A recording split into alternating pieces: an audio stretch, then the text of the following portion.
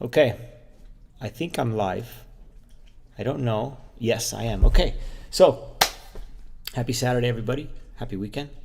I'm going to go ahead and change my strings, and then I'm going to file my nails, and then I'm going to practice the prelude that I was streaming last week. So here are the strings I'm using for those that are interested. Put it up right here in the camera. These are the favorite strings. These are my favorite. I've been using them since I was, I don't know, 14, 15. I get these from Strings by Mail, but these are the absolute best. Yeah, so I'm going to change them. So I guess I could talk about how I change them. I don't know, but whoever stops by, maybe, maybe they can learn something.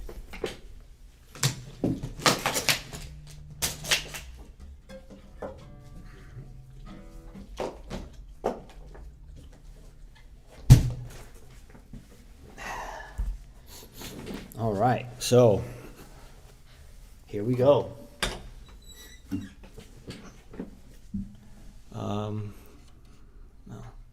What I should do first actually is take off the first string. So I always do the first string first because I no longer cut the remainder of the string here.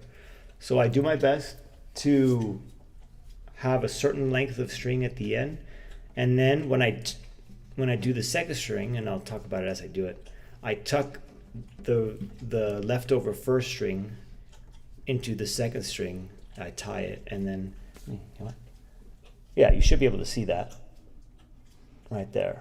It's all sort of tucked in. Looks like the fifth string was a little too short, so I didn't tuck it in. Actually, no, that's the fourth string. That's the fourth string. So it got tucked in, fifth string clamped it down, and then it wasn't long enough for the sixth string. So that just tells me that that particular end was a little bit too long. So yeah. Oh, and if you're curious, this is a something I used to plug in. You could just take it off. So if I take these strings off, this just comes right off. It's not permanent. So I could plug into a PA. All right. Oh, what was I doing? First string. All right, so here we go. I know a lot of people like to use, maybe not a lot, but some people like to use the string winders. I just kind of never really got into that. It's easy enough not to, so I don't worry about it. Because usually what I do is I'll push the string out so I don't have to keep winding. Makes it a lot easier. That's one time through. It's another time through. So for the first string, when I put it through the tuning machine, I actually put it through again, and then a third time. Otherwise, the string will slip. And looks like I did this one 4 times. Okay, so 4 times. Yeah, but see how I'm not winding? I'm just pushing it out. And now I don't have to wind. Now it's just, boom, it all comes out, okay? All right, and then I come here, loosen it up. I do have to yank a little bit because if you remember, like I said, the second string is clamping down on the excess. So I pull it from, and it comes out.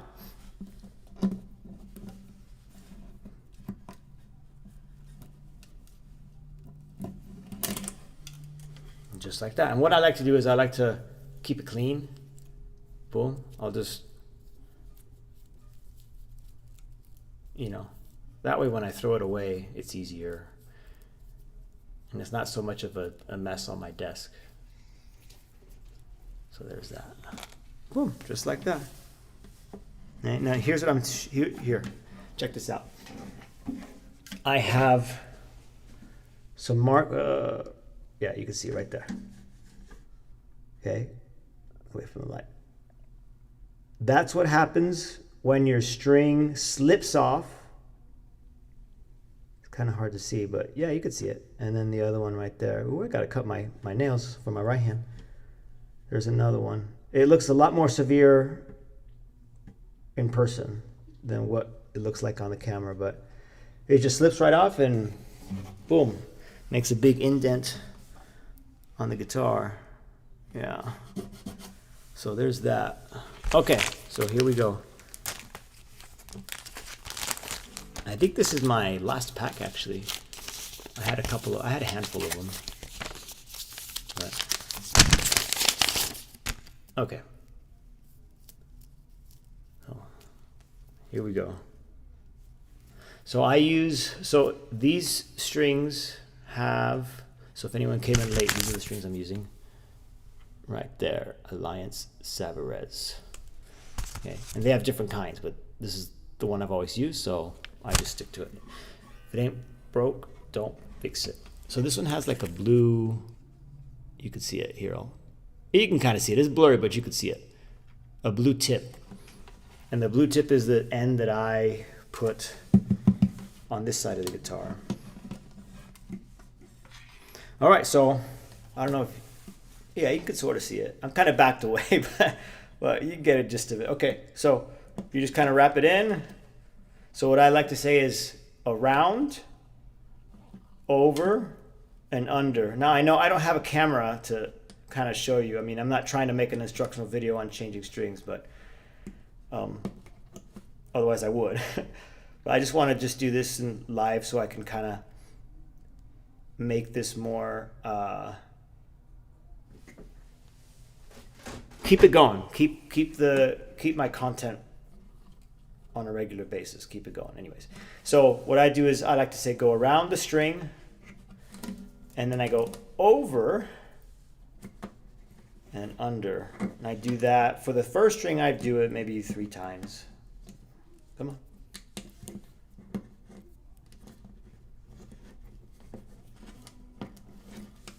Okay, 1.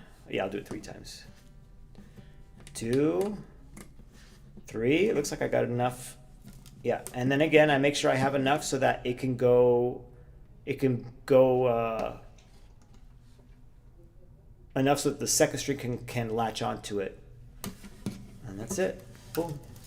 It's on. It's not going anywhere. Minimum 3, actually. That should be okay. It should be okay. All right. And then here, through the tuning machine, I do it 4 times. That's what I said, right? 1, 2,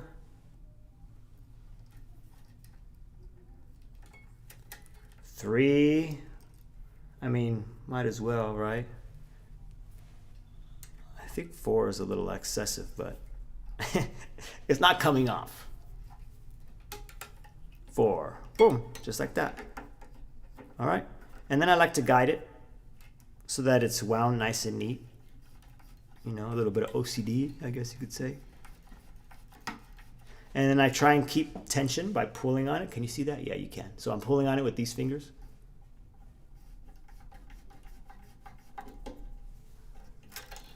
And we're good, man. And that's it. I always find it comical when people hear this for the first time. They kind of get a good chuckle out of it. Like, oh, that sounds kind of funny. And you'll hear it go out of tune. Listen. It's descending. So it has to adjust. So if you're new to guitar playing, when you change strings and they start to go out of tune, it doesn't mean your guitar's broken. Because I've had people ask me, is my guitar broken? I tuned my strings and they're out of tune.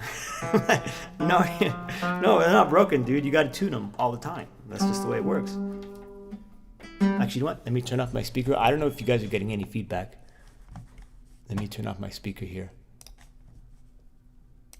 Okay, good. All right, I always like to double check, make sure that this, you see this let's see. The excess is there. I don't know if, I'm trying.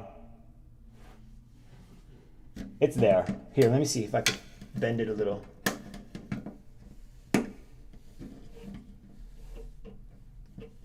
There, you'll see that for sure. If I can, yeah. There. That's a good length to have. So see, that's going to get pushed into the second string. Boom. And then when I put on the second string, it's going to be underneath this, right on the edge. Okay? So that's a good length to have. But I was saying, check to make sure that it's not slipping. Because if it's slipping, you got to take it all off and give it another loop at the bottom.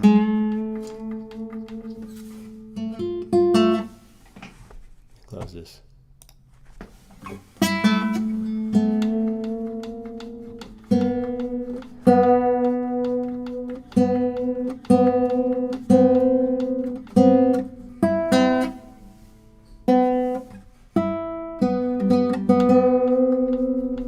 This is going to take a while.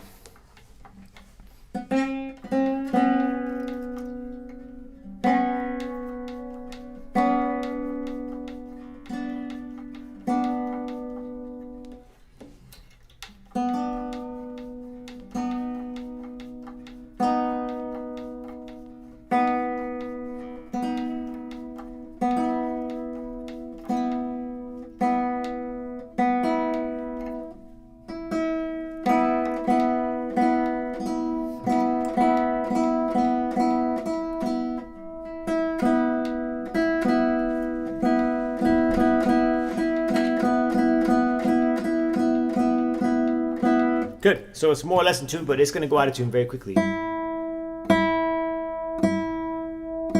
don't know if you can hear that, but it's getting lower and lower.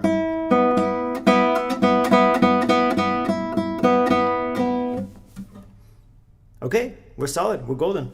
So now we repeat that process 5 times, and that's pretty much it. So here we go. Second string. B, the note B. So I went on a hike today. I did 10 miles. My feet are tired. we started at 7, it's a couple of us. And the dogs loved it. The dogs loved it. That's for sure. Actually, you know what? Maybe I'll show you some pictures from my phone. I went over at, it's a part of the PCT. So I'm in Southern California, for those who don't know. And I live in an area where the PCT runs right through. So you could drive to different parts of it and then hike parts of it. Okay, all right, so there we go. Second string. Put that on the desk somewhere. And here we go.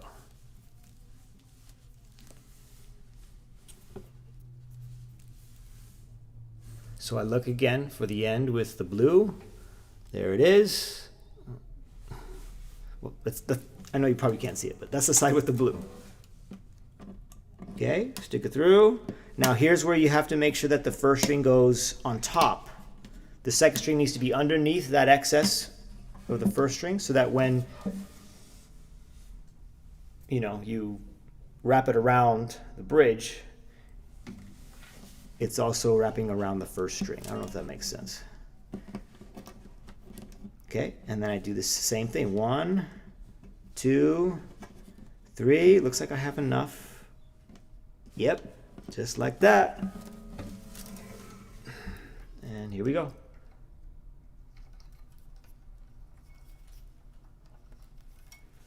One.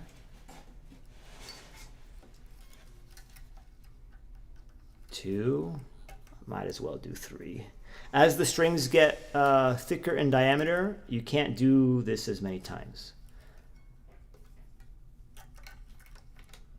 So by the time you get to the 4th string, you can only do it once. 5th string once. 6th string, you can't do it, I don't think. Yeah, no. You can't do it on the 6th string. Oh, come on. All right. Hold the string, guide it. Nice and, so it's winding nice and neat. Use your fingers to add some tension, and you're good.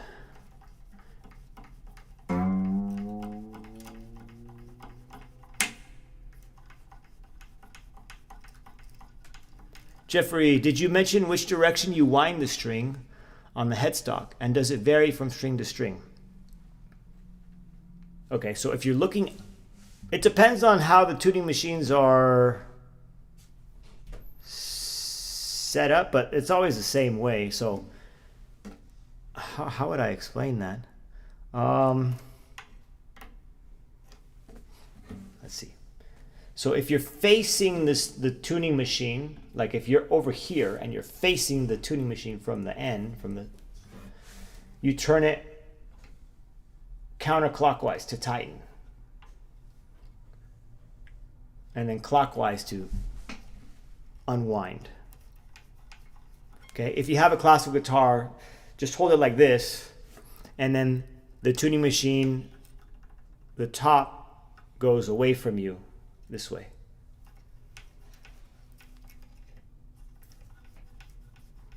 But it's all the same. It's all intuitive, so I don't really think about it. So, but on any guitar, it's going to be the same way.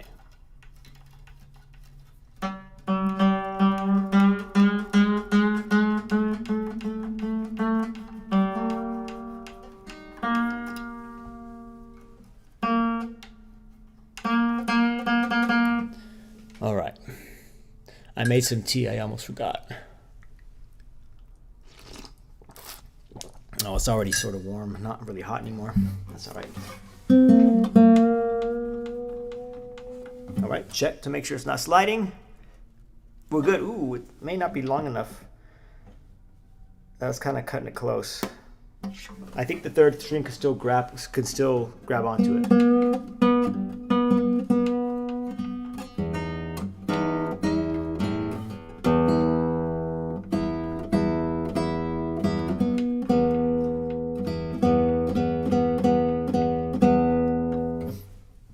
All right. So there's that one. Third string, same thing. Unwind. Okay, and then I'm just going to push it through so that I don't have to keep unwinding. Okay, I should be able to push it right through. Yep. Okay, push it right through again. Because if you remember, I'm putting it through the machine a couple of times. And it's all gone. So not a lot of winding. Only when you're putting the string on. All right, you remove it from here, pull so the third string comes loose from the fourth string. Wind it up. So you don't specifically wind the extra wraps towards the outside or the middle of the headstock. So you don't specifically wind the extra wraps towards the outside. Are you talking about this? This excess right here? So you don't specifically wind the extra wraps towards the outside or the middle of the headstock. As I wind the string, you should be able to see this. No, you can't. Yeah, see, there you go. It's winding. This is winding towards the middle. These are all winding towards the middle. And then this side, these are winding towards the middle. Hopefully I think that answers your question. This one's a little ugly wind, so that bothers me. That one too, But yeah, so when I wrap it through, I put it through this hole a couple of times, and then when I wind, I make sure the string winds towards the center. I don't know if that answers your question.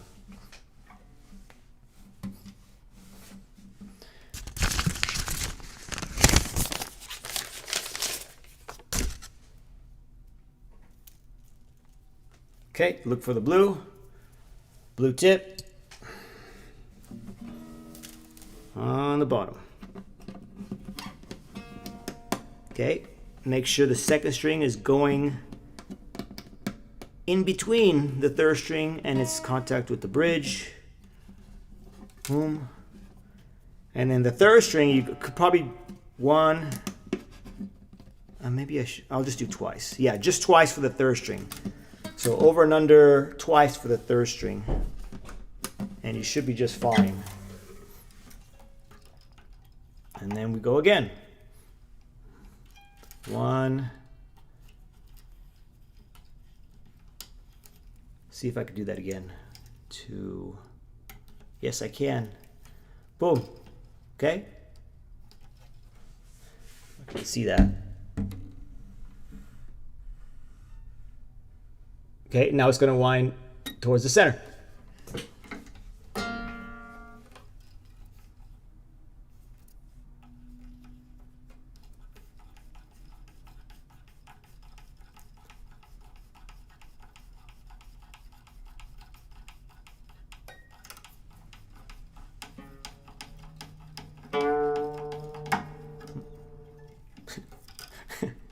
I jump because I instinctively worry about the string popping off. Like, oh. Okay. We're good. Looks like I got the second string. It might come off though, in which case I'll just cut it, but should be fine. And then when you wind the string, it's going to start to spread out over the length of this little space. So I like to just kind of push it all in, make it nice and even. Push it all against each other so all the winds are touching. I don't know if that makes sense. And we're done. Third string's done. We're already halfway. Okay, always check the others as well. Out of tune, obviously. Out of tune.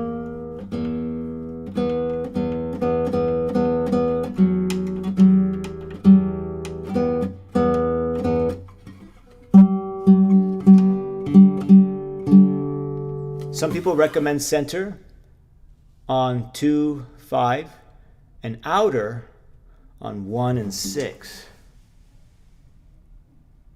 Okay, I can see the outer on 1 and 6. It might depend on the headstock, because if I go outer on 1 and 6, the string will start to touch the wood. Here, look. Here's the first string. It's like really close to the wood there. So if I were to go outer, that would definitely be touching the wood. Look, boom, it's touching the wood right there. Touching the wood, touching the wood. Not touching the wood, touching the wood. It's all right there. So that's why I go in. That didn't sound right. Sorry.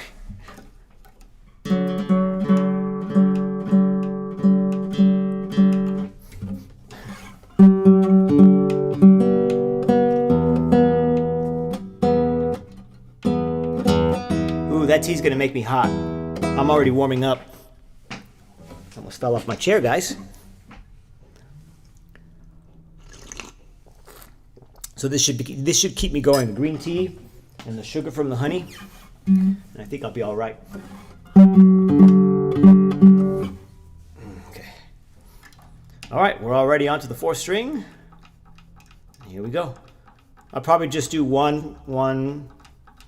I don't know if there's a term for that, but one cycle through, one rotation through, just to loosen it up, and then I can push it out. Okay, so there's one, push it out again.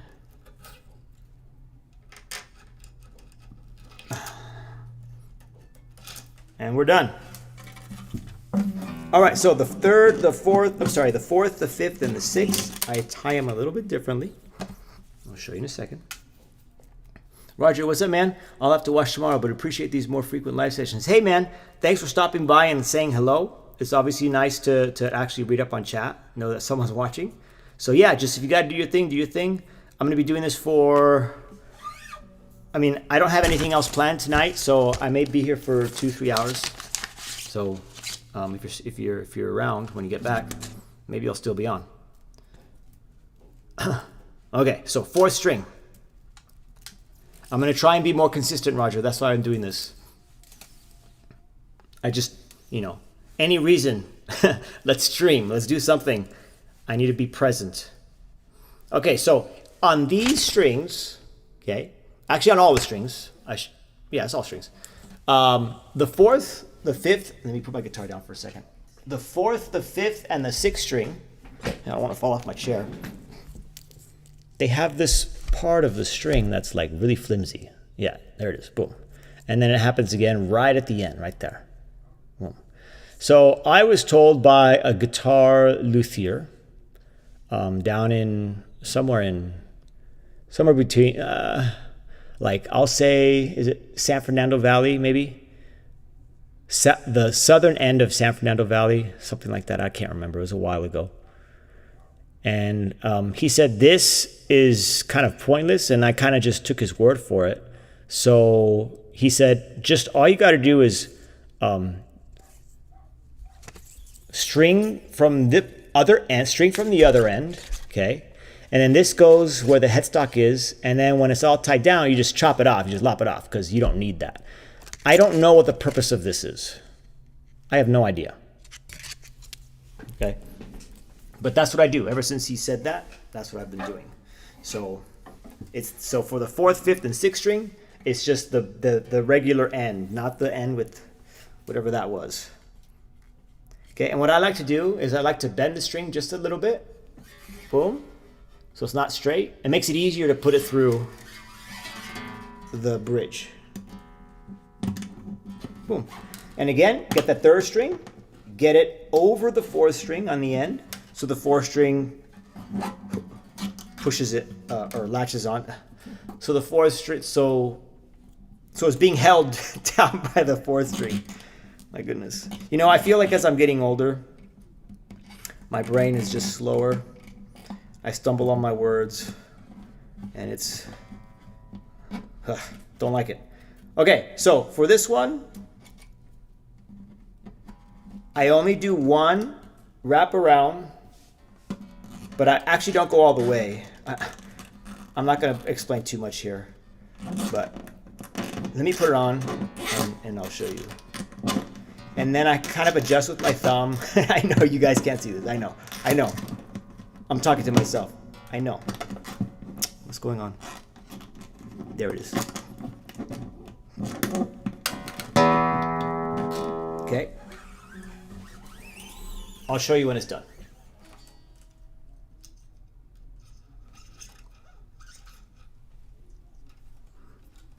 Okay. Let me move this out of the way.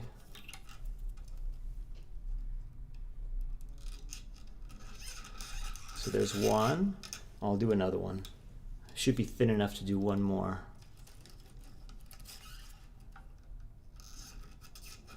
Yep. There's 2. Now for these I wind again, like Jeffrey, you were asking. Now these I wind that way, so they're going to the center of the headstock.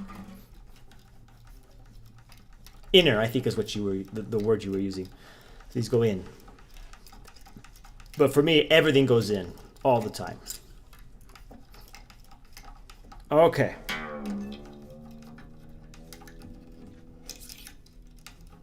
And then I make sure it's winding nice and clean, nice and neat. Make sure it's not slipping. I haven't been keeping track of that. Yeah, we're good. Perfect length. That's the perfect length. Here, let me see if I can show you that perfect length that I think it is. Here's the 4th string. Oh, come on. Here's the 4th string. Okay.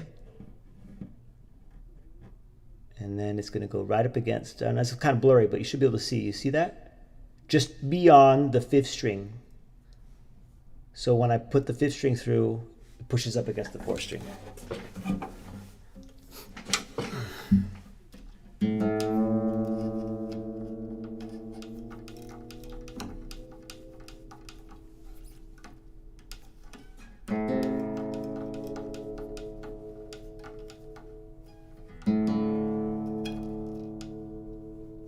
If you really want, sometimes I like to do this. I tune everything a little bit high. I go beyond the note they're supposed to be, just to speed up the stretching. All right, here we go. Check the others.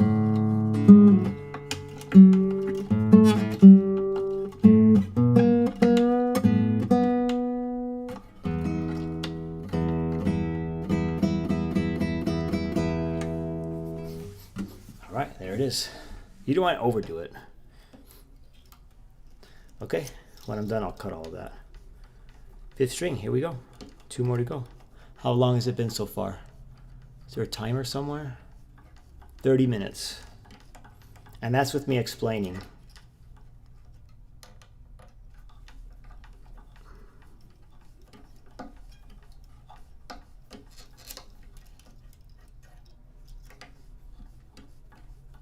Here, the 5th string, it's a kind of a tight fit to get the string to go in twice. But I definitely recommend it. Just so that, you know, you're not worried about it slipping. I mean, that's why.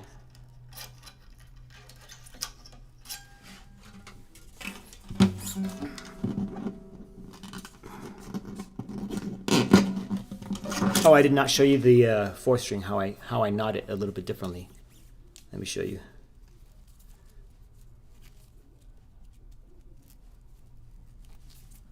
That way. So here's the 4th string. Okay, you see? And there's the 6th string. I have to take that off. So these, I make the loops and I just continue to loop it around itself to get that. Let's see if I get closer. Get my finger out of there. How about that? Sorry about that bump. The 4th string, 5th string, and 6th string, I loop it once, but I push the loop all the way to the edge. And that's all you have to do. You don't have to wrap this one the same way you do these 3 strings. So just loop it once, and then push the open end of the loop all the way to the edge, and hold it there, and you should be good. All right? And there's the excess 4th string. You see the 5th string will be like right there. All right. I think I'm over-explaining now.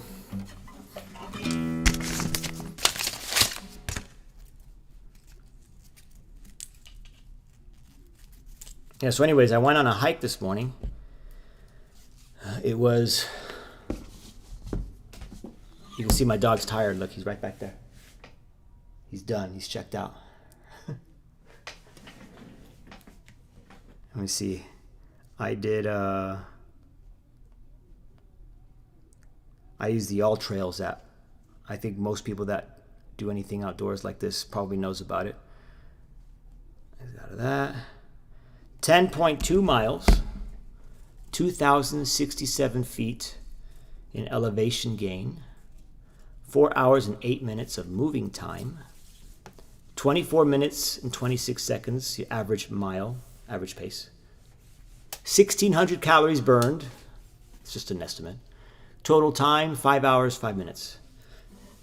All right, so normal end goes down here. This end with the flimsy, you just cut it off.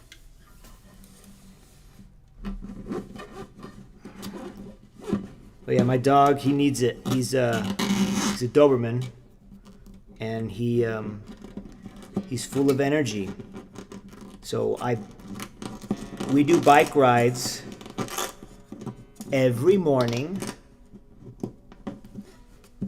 A little bit longer. Every morning, we do 6 miles. Every morning. Takes about 45 minutes. There we go.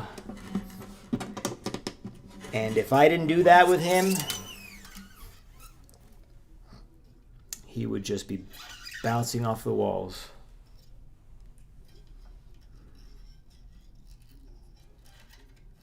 Okay, so 5th string, that should fit.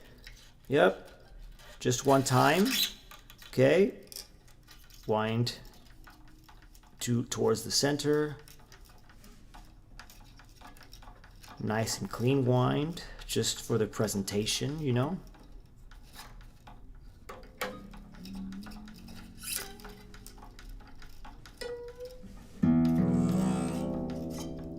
That.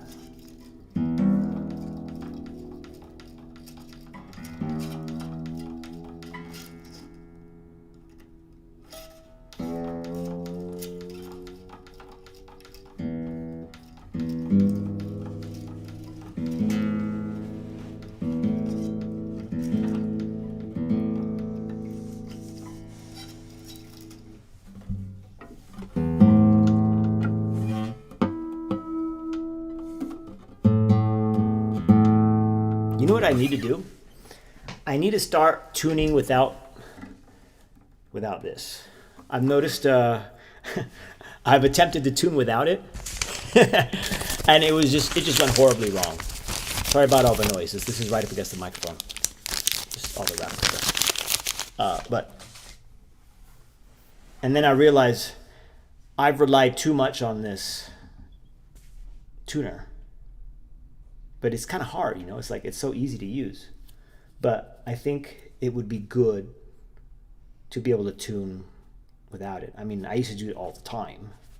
But once these low profile ones came about, you know, I never take it off. I don't have to. It makes it easy.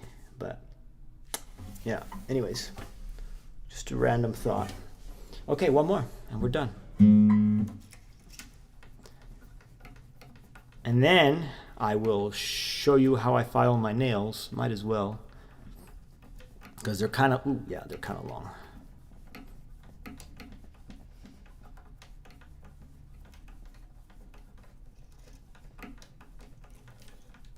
All right, can I push this through? Yeah. Be mindful if you're doing this on a steel string, you don't want to push the string through. The string will just poke your finger. You'll start bleeding. Just don't do it. I know because it's happened to me.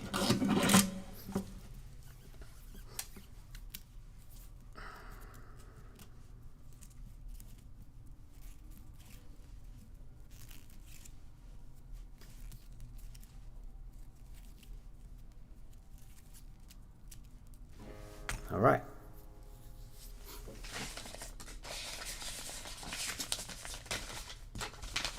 There you go, last string.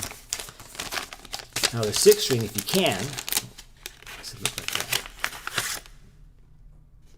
That's weird. Oh, that looks ugly.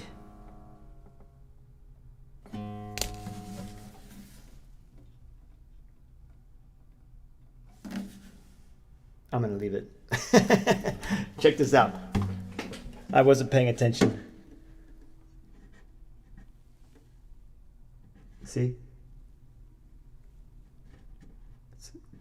Yeah, right there.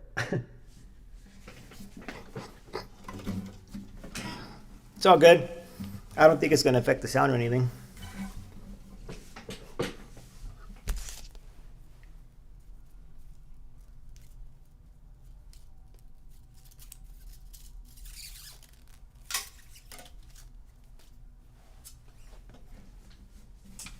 Now, full disclosure, I haven't worked on any new videos yet since the last live stream. So I just need to make sure I'm consistent. So we're just going to do the live streams for the time being. And then I'll start, you know, putting some time into those videos. Okay, so like I said before, I bend it just a little bit. It makes it easier to just get in there. All right, perfect. Now, if you can, the sixth string, I think I was going to say this and then I just got distracted. You can get away with it. Get just the right amount so that when you loop it through, the string only goes to the edge of the bridge. It's a little difficult, but it can be done. That way you don't have to cut it. You know, you don't want the scissors near your guitar, right? Let's see. I think I overdid it just a little bit, but I should be okay. I'll show you when I'm done.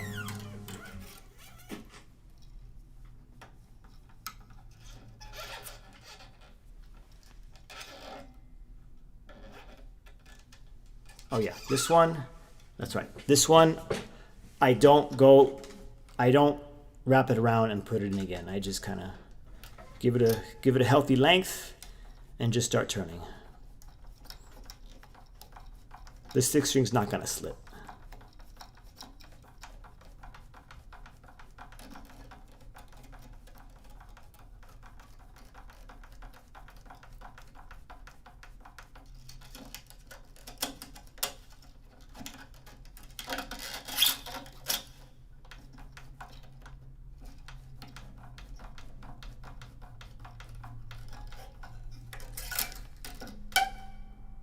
That.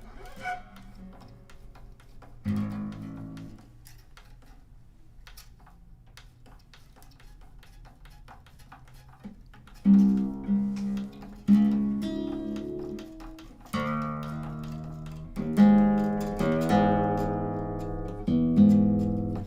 right, it's on.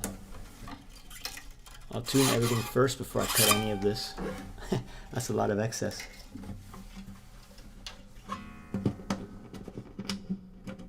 Yeah, there we go.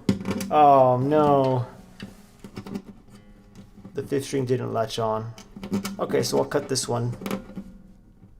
No biggie.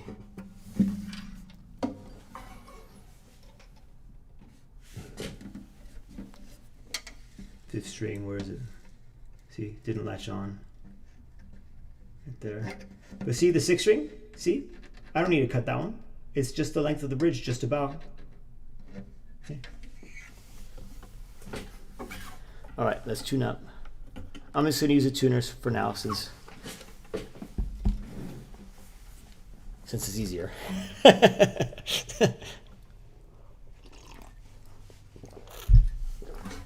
All right. So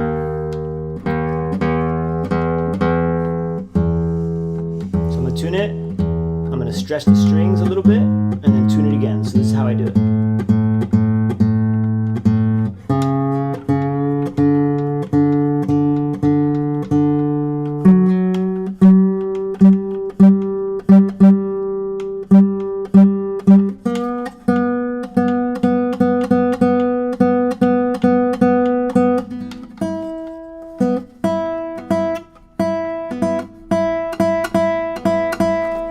So now what I do is I just kind of tug on it just a little bit. Not too much. Just a little bit over the length of the string. Kind of speed up the stretching. Okay. I used to go crazy when I was younger. I would just like yank on it. No, don't do that. You'll pull the string off and then you'll damage your guitar down here. So don't do that. Just a little bit. You know. Some minor assistance. I should probably check. Yep, nothing seems to be slipping. So everything's good.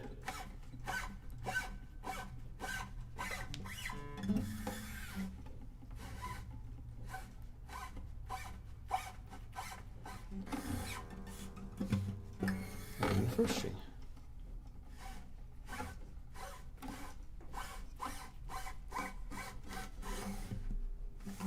All right, tune again.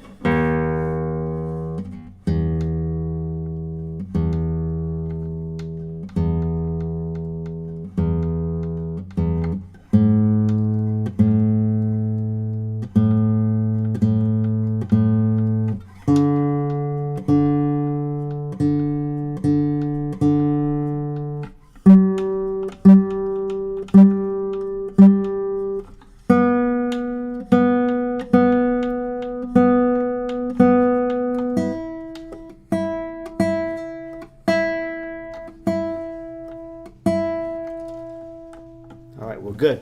All right, let me grab some scissors.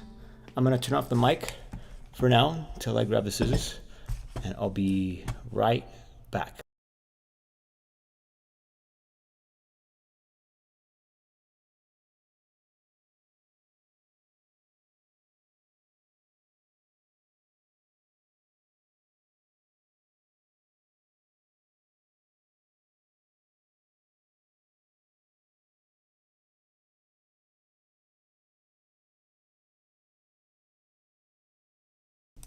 Okay, right here. See, you don't want to be cutting the strings down here. Right, see, that's just, it's not a good idea. But I have to do it to the 5th string because I screwed up.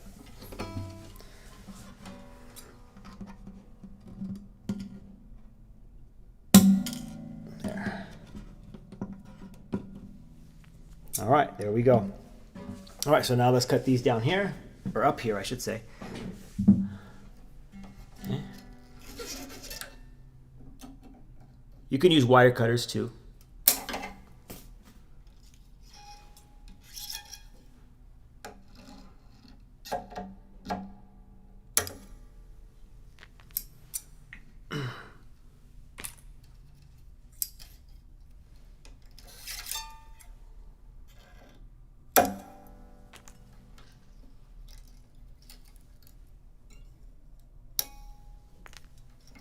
See, and you don't have to worry about the strings slipping after you cut them because you've put them through the machine a couple of times.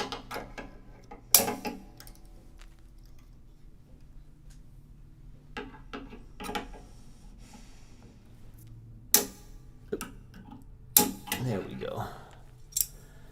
Okay. Well, good. Let me throw all of this away. Huh? Did I drop one? I did.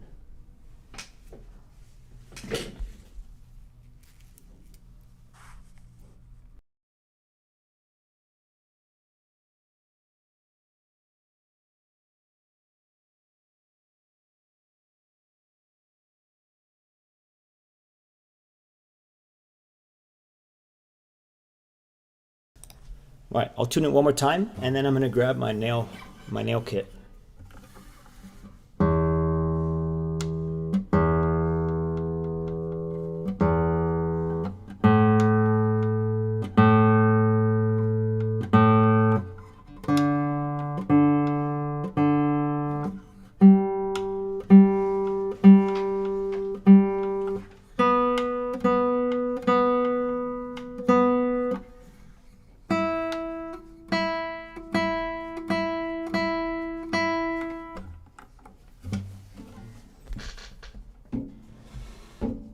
All right, I'll be right back.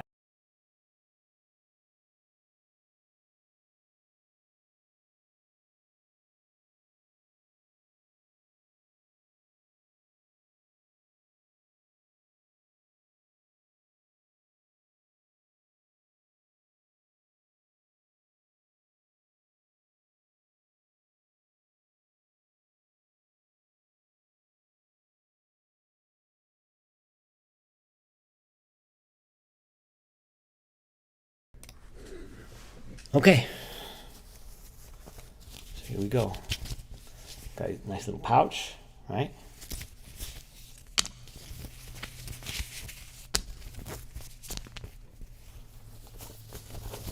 So this is from Strings by Mail. Here, this is a glass nail file. There it is. Really good nail file. Very good nail file.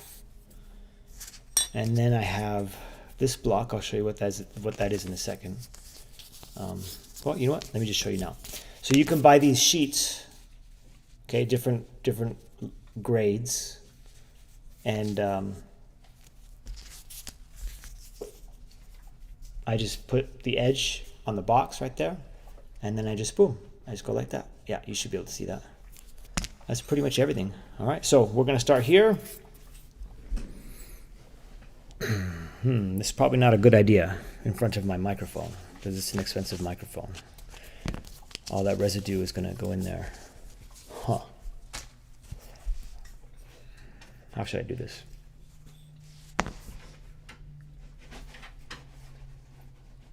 I don't want to cover that here. All right, well, here. So I told you, I think last time, that you want to make sure that that's too long. See? I have to do this to touch the skin. That means it's too long. So you want to be able to keep the nail perpendicular to the finger, and it touches the nail as well as your fingertip. Okay? That's too long. This one, I think I mentioned, that's actually okay. I just got to cut that nail. That's too long too. Deciding on a shape. Here's what I do.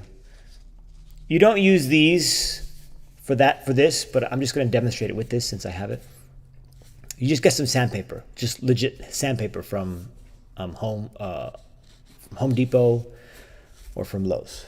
And what you do is you make sure you're sitting in the guitar, sitting in the correct posture that you use when you're playing, which I'm not, but this is all demonstration. You hold the sandpaper.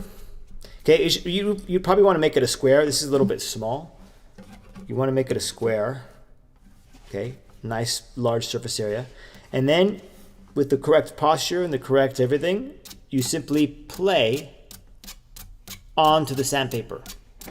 And what that does is it allows you to find or discover the angle that your nails, the angle that your nails should be in. Because you'll start to see your nails start to grind down, right? Because they're doing this on sandpaper. And then they'll start to flatten themselves out. And then you found your angle. I don't have to do that anymore. Although I do it, I still do it on occasion. But I just kind of guess now. And it works. So also, when I file down in one direction. I was told many years ago when you do this by my guitar teacher, you don't want to just go back and forth, because then what you do is you start breaking the nail up. Whereas if you could just go in one direction,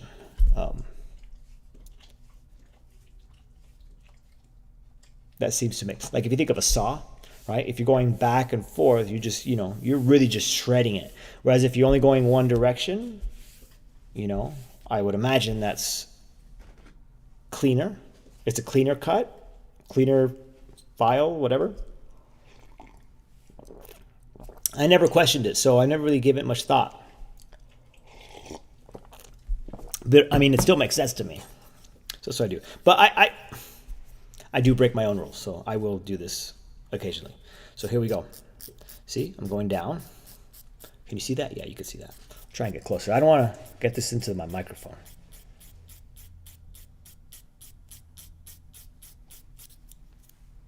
Okay, so this is what it looks like right now.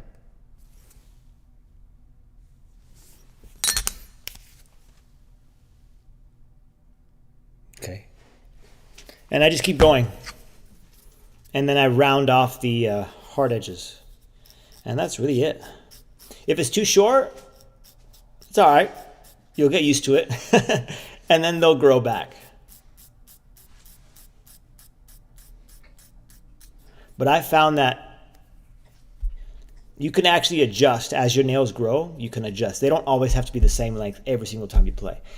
They start to grow, and so your hand, you can kind of make those very, very minute adjustments, and it'll be just fine. It'll be just fine. So here I am breaking my own rules. Also, by the way, you want to make sure you get underneath the nail, and then right on the nail, and then even over the nail a little bit. So if you think of this, if you think of the pencil as the edge of your nail, right? You get under it, and then all of this, okay? If this is the edge of your nail. Hopefully that makes sense. All right, lighting's looking good still. The sun's going down, that's what I'm watching for. I may have to change the hue of the light, because that is starting to look a little bright.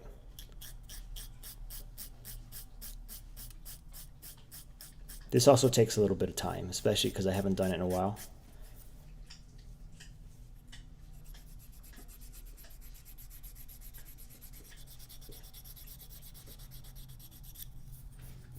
But my index, if it grows too long, it starts to hook, right? So here's the hook.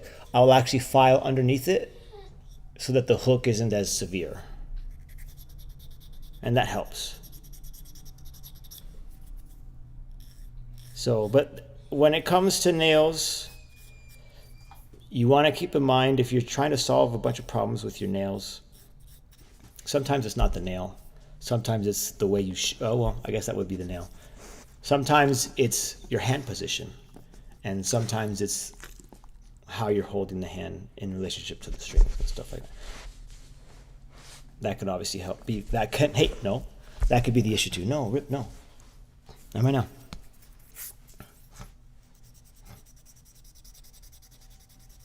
You want to go outside? You want to go outside? Go.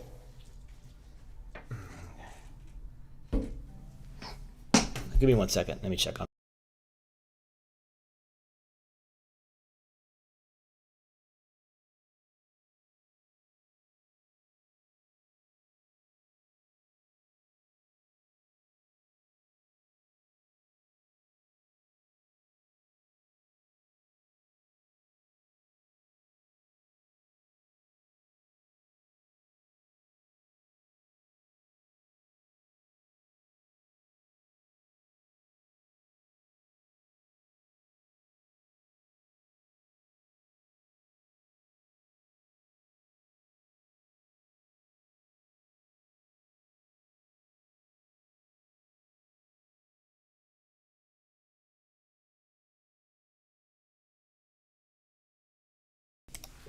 And we're back.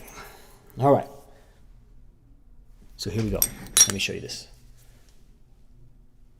So it's pretty short. The light's too bright. But that's pretty short. There it is. Okay, that's perfect. Okay, they don't need to be that long.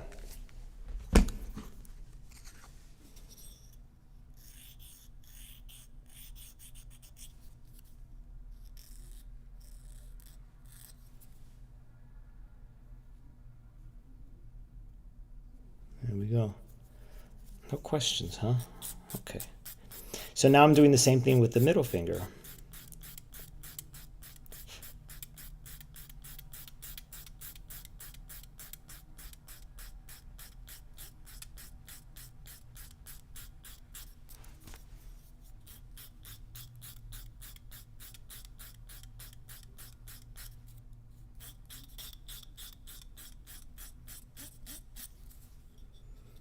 This is gonna take a little bit of time too. Especially when you're trying to get them just right. Yeah.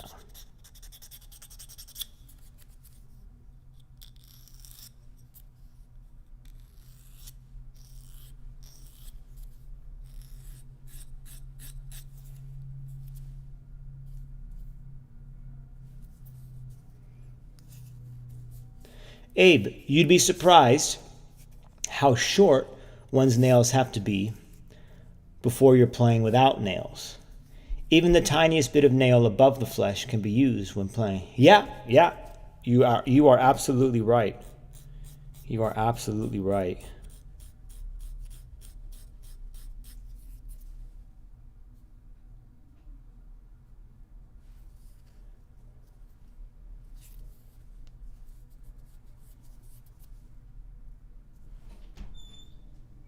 Yeah, we're good there. Okay, now I'm just gonna do my ring finger.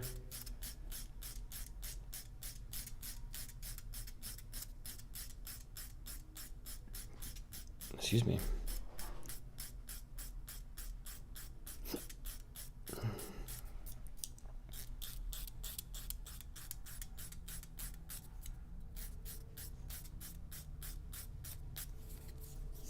I'll show you the ring finger in a second, because this might be unconventional, I don't know, but this is the way I was taught, and this is the way I've always done it, and I've never questioned it, and it's worked. So just give me a second.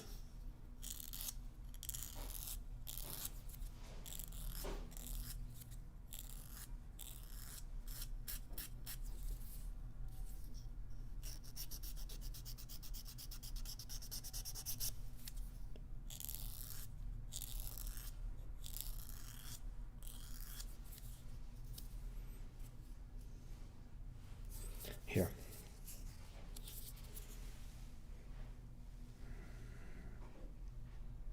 There. See, it's longer on one side than the other. These are sort of, it's opposite is what I'm trying to show you, but it's just hard with the light. Maybe the light's too bright, I don't know. I've been playing box bourrée for a long time, but I've never added in ornamentation. Would love to hear what is the correct ornamentation and how to play it. Okay, all right. Maybe if there's time. I'm actually having a student learn the bourrée. I'm not sure. Hold on. Now I don't know all of his lute suites, so I don't know if he has a bourrée for more than one lute suites. But I'm assuming that you're talking about the da da dun da da dun da da dun da da da, because that's the popular one. If you are, I'm working on that one with one of my students, and he did a fantastic job with it. He was playing it too fast, but technically it was there. Not that he wasn't messing up, but I mean, I'm saying he was able to do everything pretty well, considering where he started. He's improved a lot, but he was playing it too fast. But yeah, we were working on ornamentation and stuff like that.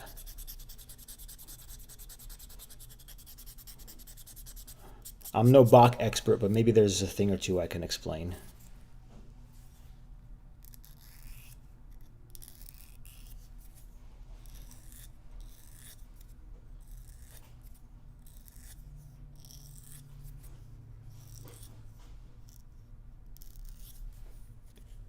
And that's the one. All right. Yeah, yeah, yeah.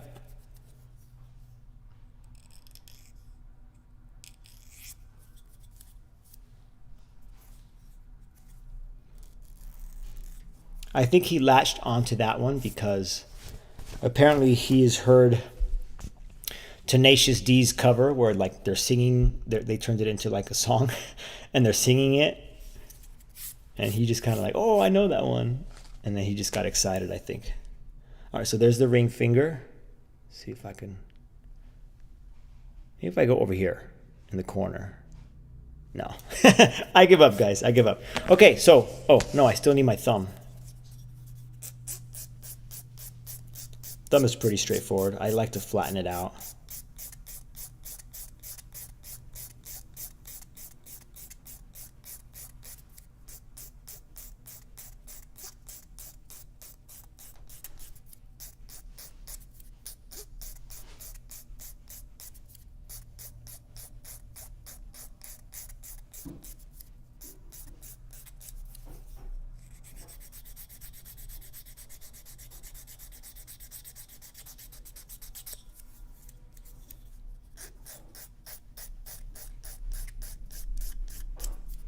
Flatten it out around the edges. That's it. Some people are more particular with the thumb than others, you know. It's all a matter of preference. You find your way, find what works. But there's a long-running joke. You get a bunch of classical guitarists in a room, they'll eventually start talking about their nails. It's bound to happen.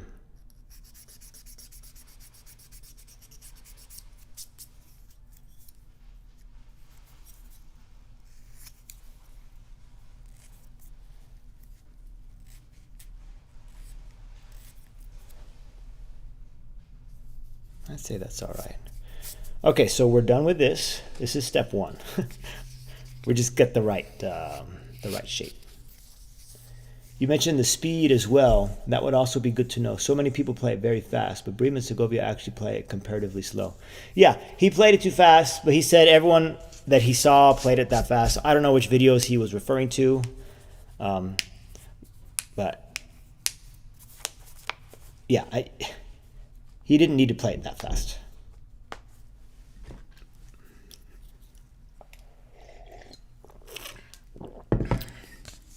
Maybe you just want to show off, I don't know. But he doesn't seem like that kind of guy. All right, so I want to make sure I'm getting the right one. So this is 8, 6,000, 8,000. This is the 12. So this is, yeah. So there's 4 levels that I use. Okay, for strings by mail, they go anywhere, they go down to like 2,400, maybe even lower, I don't know. And they go all the way up to 12. I think they even go 24,000. And like I was showing you earlier, put it right on the edge. I hold it. You can see it's already been used. And then I do this.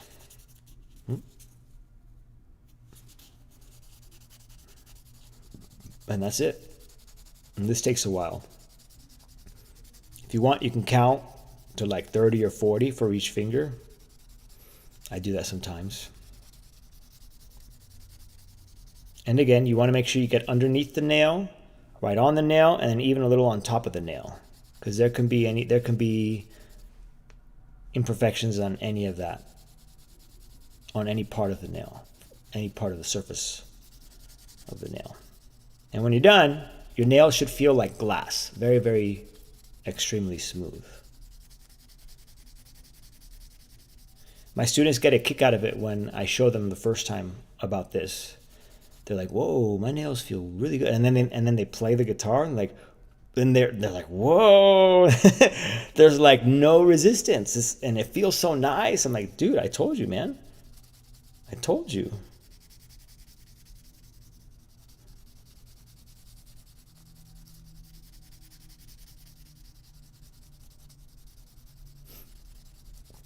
You know what? I've never learned the Boré.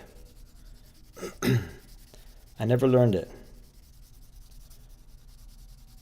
but if we have time, I'll look it over. I have to find my book, take a photo of it,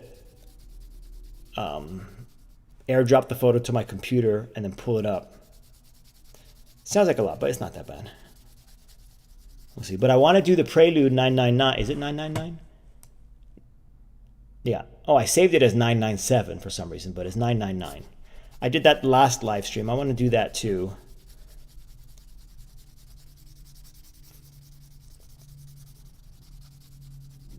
We've been live for over an hour already. Haven't even started playing the guitar yet. All right. That's okay. That's good enough. Okay. That's one finger. I got to do this to every finger. And then I got to do it 3 more times with every finger. So if there's anything you guys want to ask me, now's the time. Have the lights? Yeah, I do. Okay. All right, I'm going to change the color. It's a little bright. No.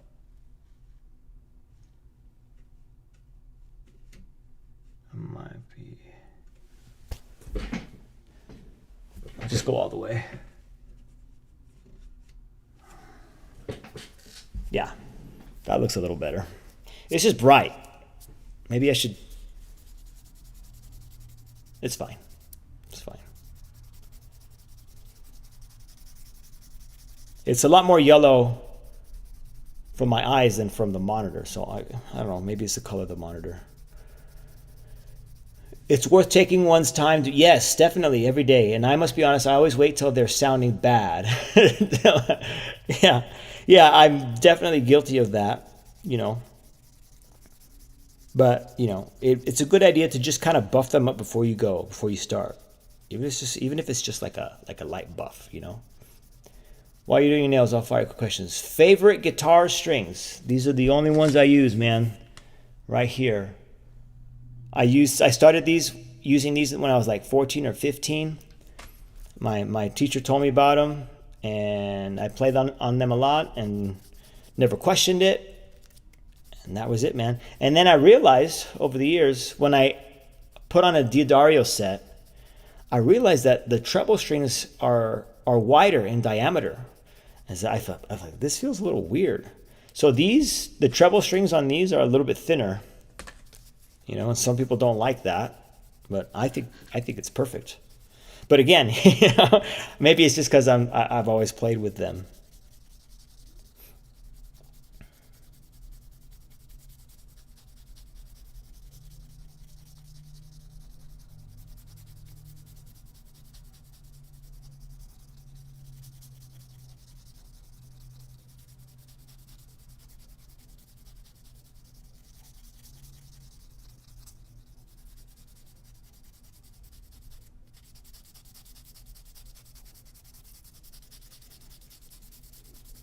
I think I'm dehydrated.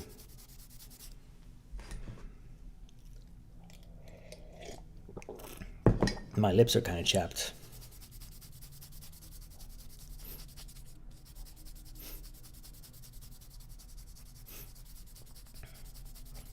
You know,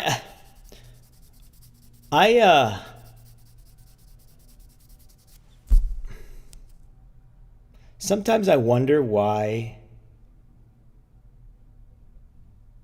people or guitarists like to try all the different strings. I'm wondering if it's just a case of too many choices, you know, because I kind of just stuck to this one and then I just never bothered going to different ones. And that actually applies to a lot of things, just that concept of too many choices, right? Like for a while I was really into audio equipment, recording stuff. And people are saying, buy this preamp or buy this preamp, and maybe I should get this preamp. I'm just like, dude, these are expensive. I'm just going to buy one and figure it out and learn how to use it. And I think that's a good approach. If you're struggling to find the perfect string, I think sometimes it's best to just, you know what? I'll just pick this one, learn the ins and outs. make it work.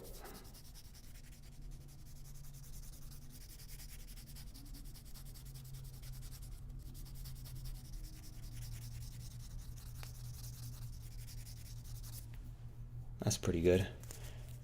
1, 2, 3. Excuse me. Now the thumbnail. Yeah, I'm probably not going to start playing for like another 20 minutes. 15, 20 minutes.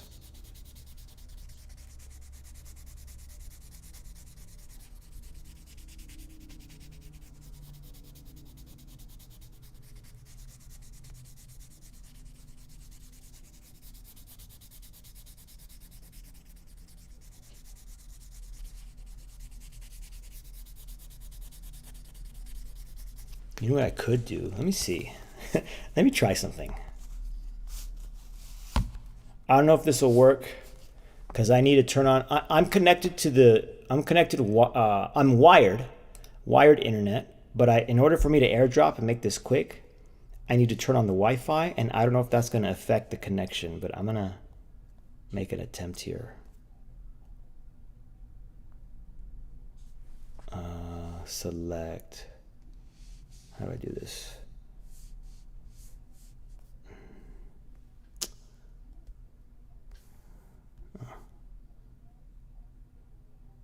Okay, one. No.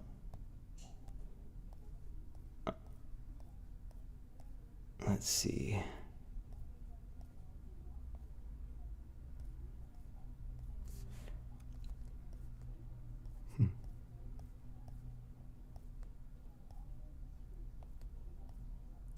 That's a good one. I'm going to see if I can show you some photos of the hike. Might as well.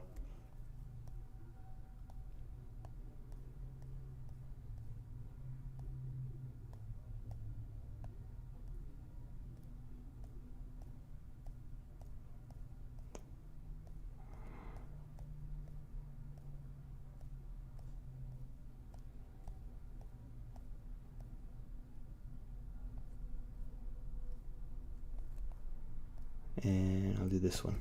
All right, let me see if this works.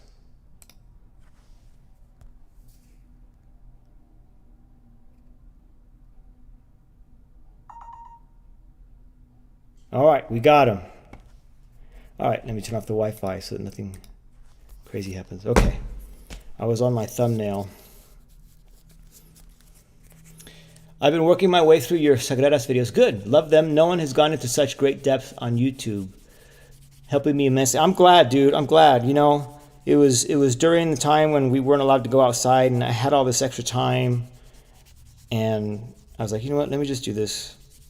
And I know I don't know how many videos it took me, but I was worried about copyright infringement. So there are some videos where you don't see the notes, you know, or you only see it in sections. You don't see the whole exercise. And then at some point I was like, you know what, dude, just screw it. Just put it up there. And I'm glad I made that decision because it's so much more useful. But obviously, you know, it's best to have the book with you so you can write down your notes. But I'm certainly glad it's helped a lot.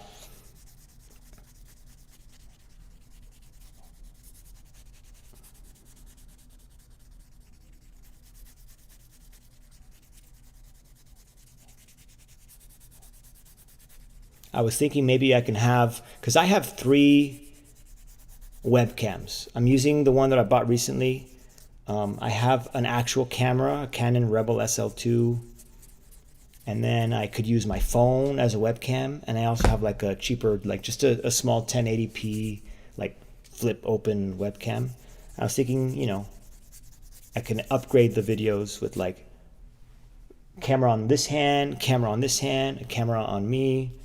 And then, where else could we put a camera? I guess maybe just that. You know. I was also thinking of doing some live streams where I'm composing. I don't know if people would be into that. Just that it's not always the same thing. You know. It's not just me playing the guitar. I mean, at some point, it's like, well, okay, where are we going with this? You know. Or transcribing something. Practicing, of course, or even like what I'm doing now. You know, I'm just chatting it up. Whoever's here, get to know y'all, showing you how I change my strings, how I file my nails, stuff like that. It's funny, I don't feel like I've gone into great depth. I just try and make sure I touch on the things that are important. But, I mean, what's that? It's a bug. C6. All right, so we're done with 1. We got 3 more to go. So now we are using the 6,000. And now we do it all again. I may have to just speed this up a little bit. But yeah, everything I'm showing you is stuff that I was taught. You know, I don't know. If someone was starting from scratch, is that it takes 40 lessons before one is playing anything the student would find interesting. Yeah, that is true. Very, very important that the student is motivated and is willing to go through those first lessons. That's why when I teach, I try and show them just basic arpeggios, and then I show them some basic open chords, because that'll be useful if they just want to play songs. And I just combine them. So they're playing classical, the technique classical, they're learning their chords, and it sounds nice, and it keeps them motivated, especially for the ones that are kind of, you know, on the fence or not as motivated as others. They can hear something musical as quickly as we can get them to, or play something musical as opposed to just exercises. But yeah, the reading, the gateway to entry is the reading, to be honest. So many guitarists just, you know, they use tab, and then before they know it, they know so much that going back to the reading becomes too much. Like, I already know how to play all of this. It's fine. I'll just use tablature. You know, they kind of trap themselves. But for classical guitar, man, reading is the way to go. Definitely the way to go.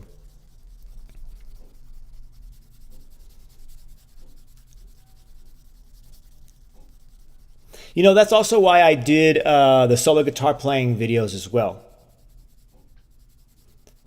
And then I had started doing the Caruli videos and the Sora videos, so that there's a variety, so that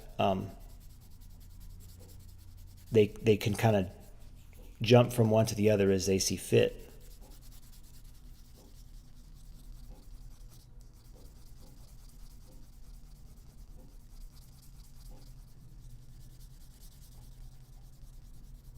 Hey, Katie, long time. How have you been? Glad to see you drop in. I'm sorry for my absence. I apologize. Please forgive me. But I'm here. I'm filing my nails. I'm using them to correct my left hand and build a strong foundation while I play other stuff like the Bourrée. Yes, that's smart. So you have stuff for technical exercises. You have stuff for studies where it sounds musical, but it focuses on something, but it's easy to learn and it sounds nice when you play it. And then you have like a serious piece. So you have like those 3 aspects. That's really important. Keep things fresh at all times. Very long. Yes, I know. It's been very long. But the plan is to remain consistent this time around. Live streams for now. And then eventually get back into the videos.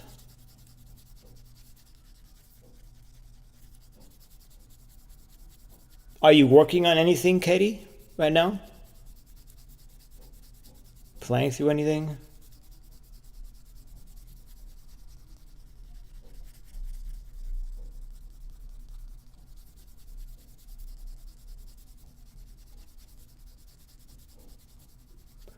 See, what's the delay?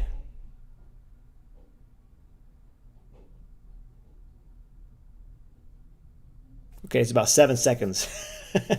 Sorry, I just wanted to check. You're probably just staring at me right now. Standing still, sitting still. I went to work back in mid 23, so I have less time. Okay.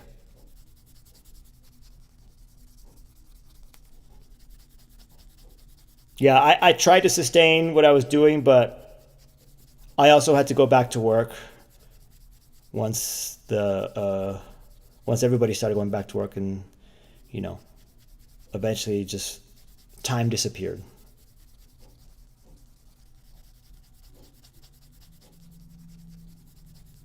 And then I got distracted with other things.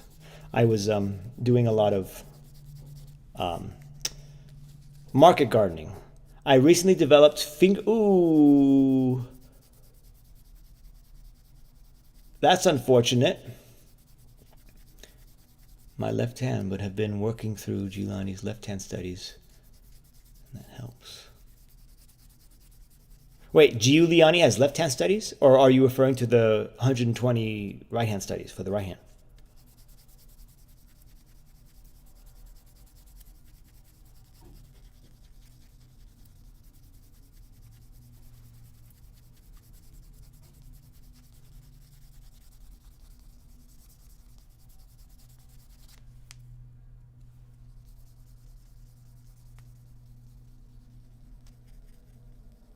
Left hand. It is in pumping nylon. Okay, I'll have to check that out then, because I have pumping nylon. And I actually recently bought the newest edition because the plan was to also make videos on that book. I did also buy the Christopher Parkening method, and I was planning on making that another series as well. So I'll have 3 methods that people can follow along with: the Sagredas solo guitar playing and the Christopher Parkening. Left hand. It is. I think it's in Giuliani. Okay, I'll look into it. I'll look into it. You know what? There are some great exercises in the Sagredas books 4 through 6. So books 1 through 3 are the books that I've made videos on, but there's books 4, 5, and 6, which is itself one book, right? Because books 1 through 3 is one compilation. Books 4 through 6 is another compilation. So those are the 2 books. But at the end of the second book, which contain books 4, 5, and 6, there's a bunch of technical exercises, and I use those with my students because it forces their left hand to be played correctly. Because a lot of them have electric guitar syndrome, so because they're playing like this and they're bending, all that stuff. But I need them to play like this. Oh shoot, I don't know what finger I'm on right now. I'm going to start over. It's in storage. Okay. All right. Well, whenever you get that tendonitis under control and you're ready, you might want to pull that book out of storage.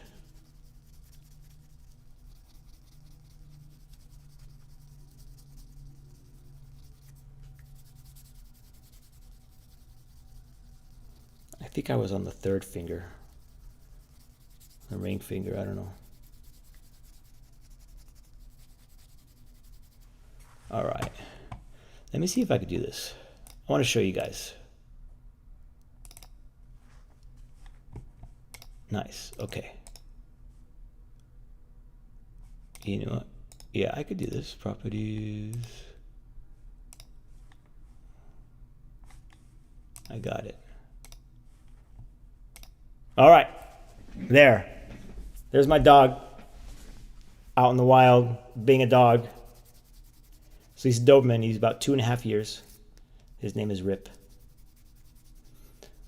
I have some good left hand warm-ups my teacher gave me. Spider walks.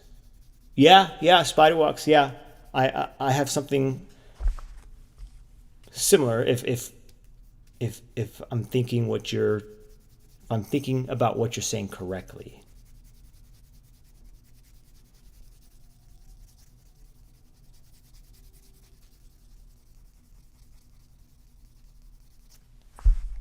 All right, let me see if I can open up another one.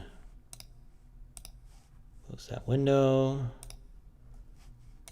Let's try this one. Ignore that. There's another one.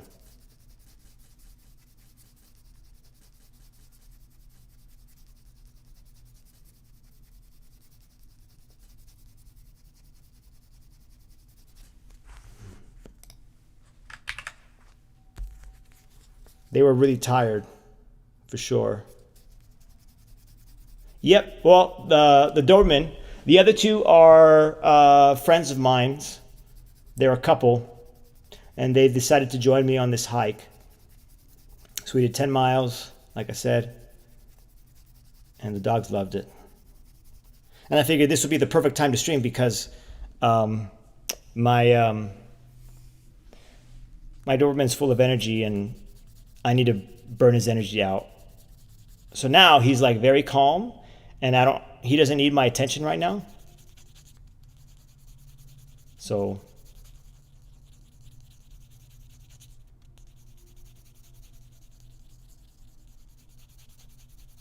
yeah, so this is part of the PCT in Southern California.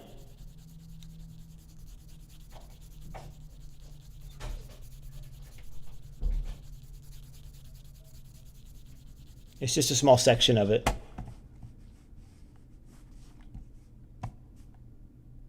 Okay. Let's see.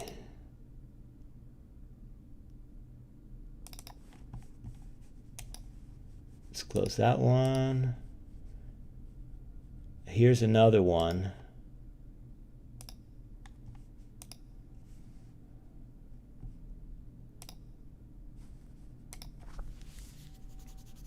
That one came out pretty good.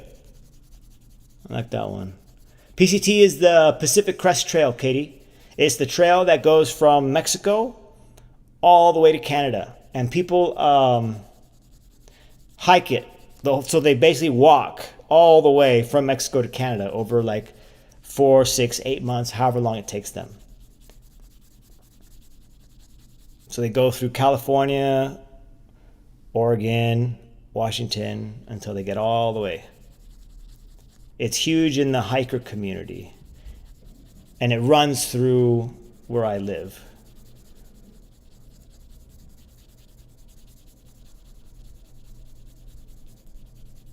Yes, exactly like the Appalachian Trail, but it's on the West Coast. Yes.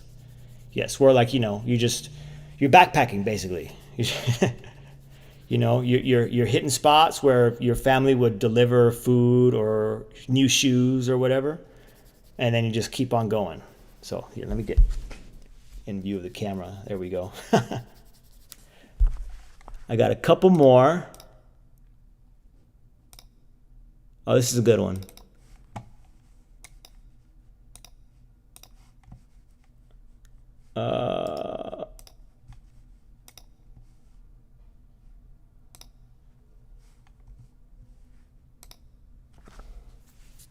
There we go. That's a good one. I like that one.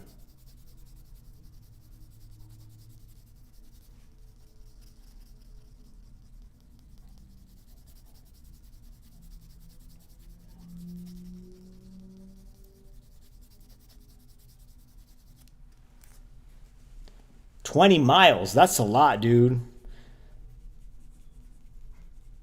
20 miles is a lot. I can't do 20. Are you saying 20 miles in a day? The most I've done in a day is 17.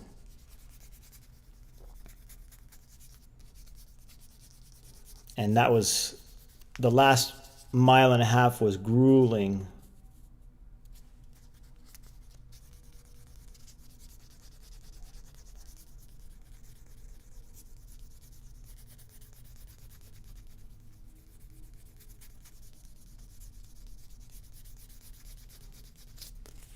All right, I got 2 left. So now I am on 8,000.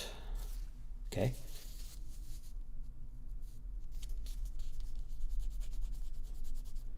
And then after this, I do 12,000. And then after that, I can play. Let's turn that off now. But yeah, there's some good photos. I have others, but those are the best ones.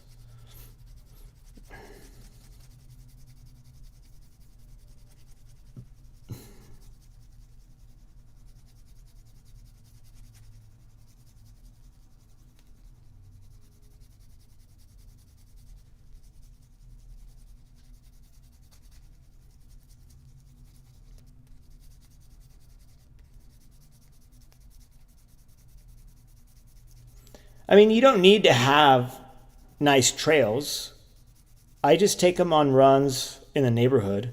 I get on my bike in the morning, and then we just go, around the neighborhood, and until we get to 6 miles, and then that's it. Obviously, trails, they're nice to be available and nice to have.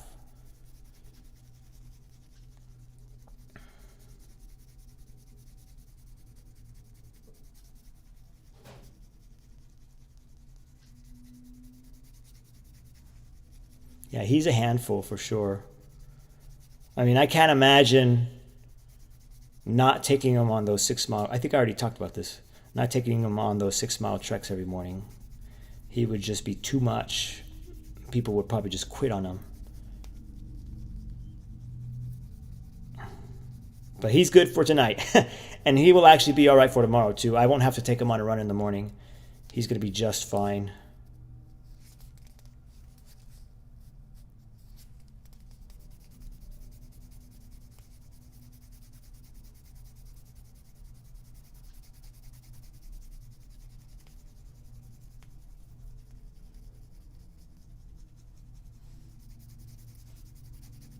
All right, I'm going to try and speed this up a little bit.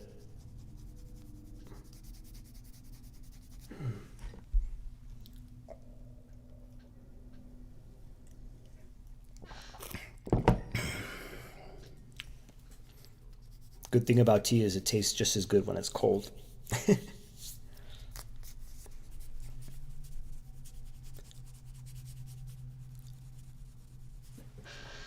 I get a 4-sided file from the pharmacy. Yeah, that'll work, dude. That works just fine. For a long time, I was doing the same exact thing. I just buy a bunch of them. I just grab them by the bunch. Go to the counter. They look at me funny like, what is this guy doing with all these nail files? But yeah, I used to do the same thing, dude. Just the cheap, plastic ones. You just use them until they wear out, throw it out, use the next one, and you're good. But these I also get from Strings by Mail. I like it because once it's worn out, you just cut the edge, and then it's like a brand new file. Very convenient.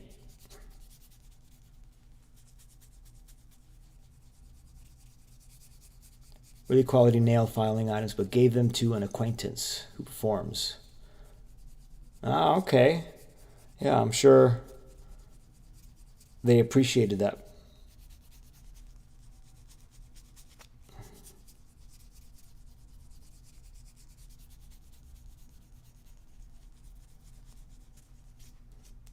All right, I'm kind of rushing this, but it's all good. And this one is here.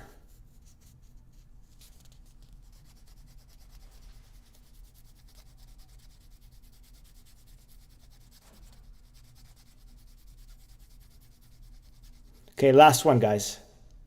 Last one. And then we'll do the prelude.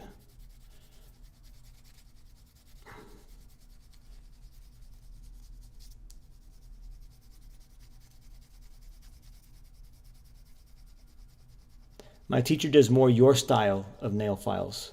She has all these sandpaper-like files, different grades. Yeah. Yep, that's, yeah.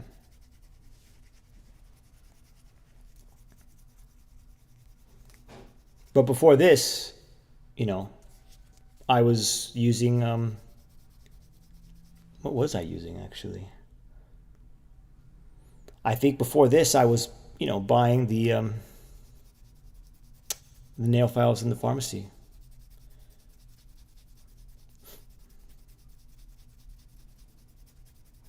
But I feel like this is superior by a long shot.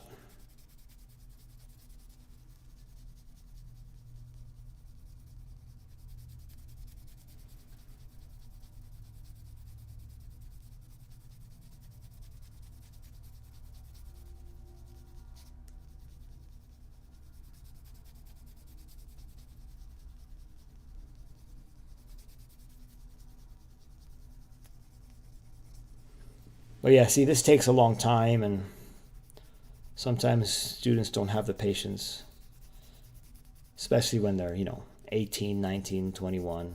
It's like, dude, I'm not doing that. It's like, okay, all right, do your thing.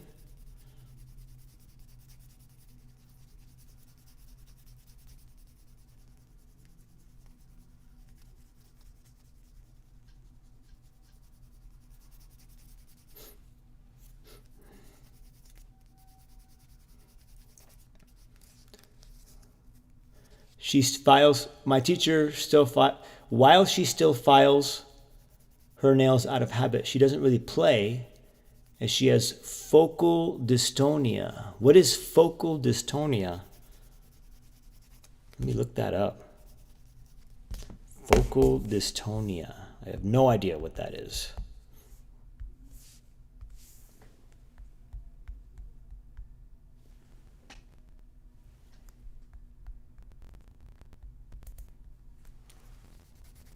Neurological disorder that causes involuntary muscle contractions in a specific part of the body, often during specific activity. That's, wow. That's rough, man.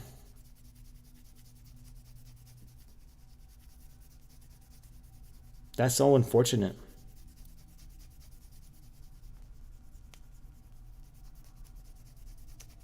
And is it her fingers? Because it says it can affect the neck, the eyes, the jaw, vocal cords. I wonder what that would be like. Muscle contraction in your vocal cords, wrists, and then here it says hands and fingers. So is it specifically her hands because she's been playing the guitar, or? Katie, I have to keep my nails pretty short because they break so easily. Yeah. Sometimes some nails are really thin, and that's why sometimes I suggest students to just get acrylics. I mean, just get acrylics.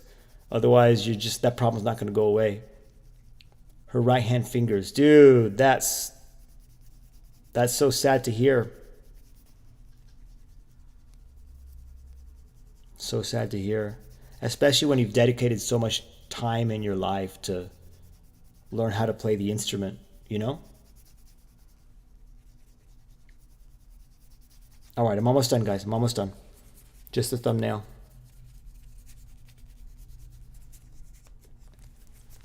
Plexigel nails. I've never even heard of that. Plexigel nails. Let's look it up. Plexigel. How are those different from acrylics? Let's see. No, I don't want to. Stay so no.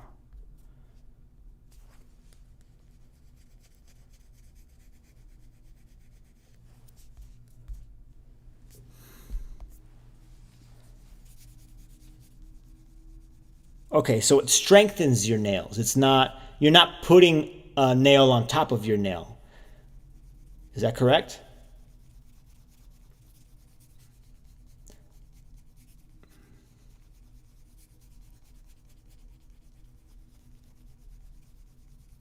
Yeah, Abe, I feel sorry for her too, man.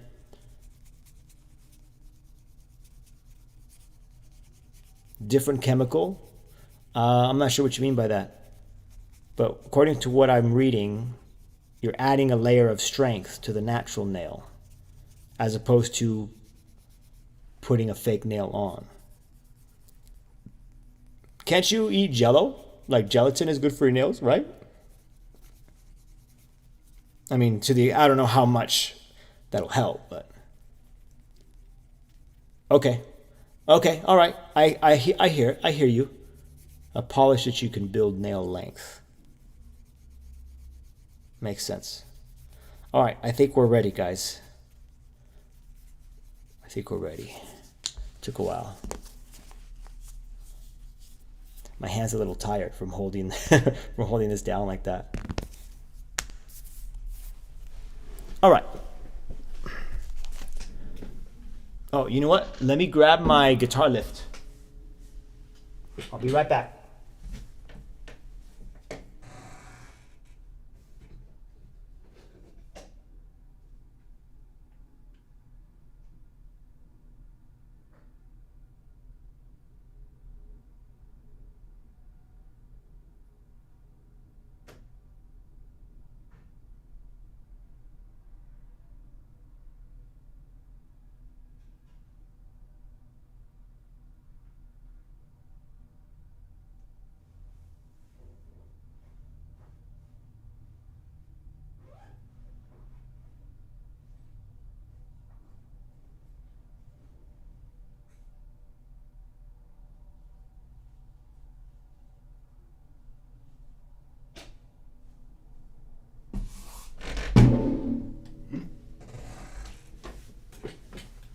I almost knocked my guitar out.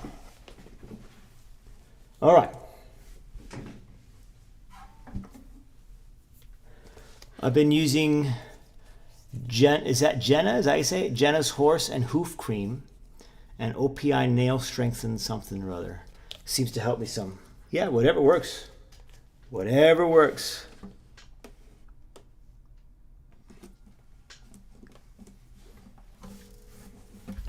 All right.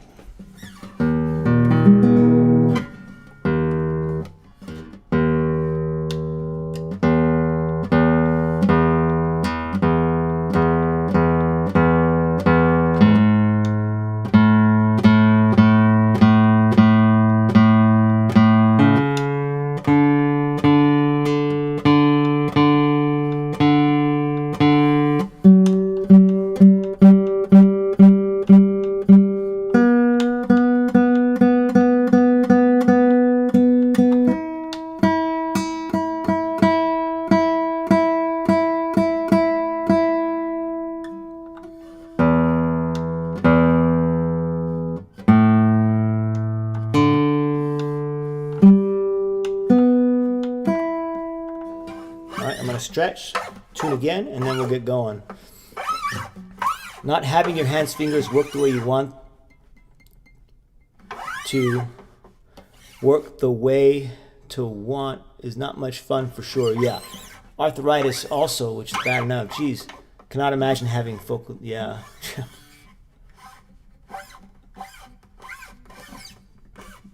Oh man. That's unfortunate.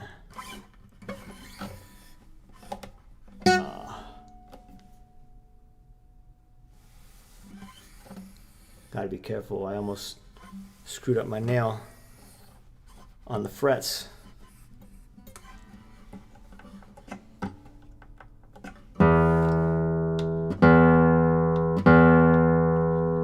So do you guys also, I'm assuming you're all right-handed. I could be wrong, but the reason I say that is because do you guys also make sure to keep your pockets, keep your keys in your left pocket? Because that's what I do. Otherwise, when I reach for my keys with my right hand, my nails, especially after I just filed them, you know, they'll hit all the keys and then it just screws them all up. so anything that I need, so I put my keys in my left pocket. All right, let's close this window. Let's do, what is this showing now? I want it to show this. Boom, there we go. Let me come over here so you can see it. Okay. How should I really got to work out this camera angle stuff. Okay. Oh my goodness. That right there. All right, so I actually didn't realize that all the markings that I made last time, it saved it saved it all. So it's a good thing and a bad thing. Good thing because I can remember what I was talking about, but bad because I mean, I don't want to see this all the time. My keys end up in all sorts of places. I also play tennis, so they end up pinned to my tennis bag a lot. Okay, all right. Once I'm playing as well as you, I'll keep my keys in my left pocket. All right, all right. I'm going to hold you to that. Okay, so here we go. Prelude BWV 999. So I got to start focusing on resting those bass notes.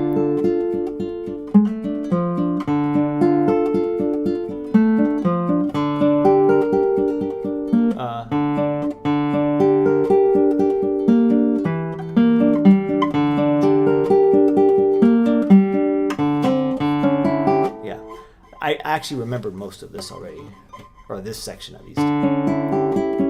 So I'm doing a pretty good job of stopping the bass.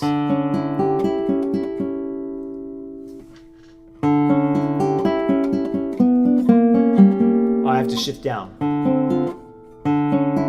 Yeah, so the reason this is circled is because that could be difficult to shift.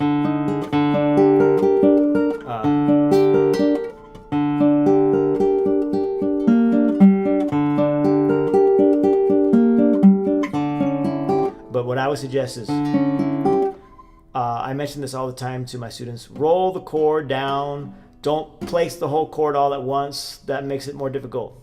So if it's slow motion, I do this. Oops.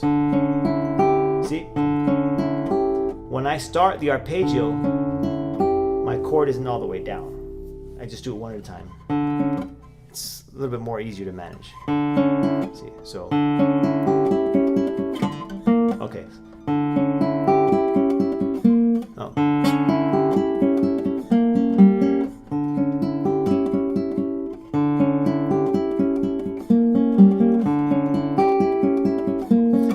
I actually feel more comfortable going MA, PI, as opposed to PM, PM, which is what I have in there. I don't know if I can actually delete. Can I select these? Let me see. See, I don't think I can select these anymore. Oh. See, that's what I don't like. I can't go back in there and I wonder if I can revert. Is there like a, what is this? Convert this image document. No. What is this? Rotate? No. No.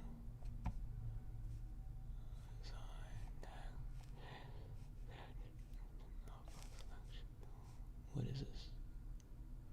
Image description. What? Oh. Yeah, I think it's going to be like that from now on. That's unfortunate.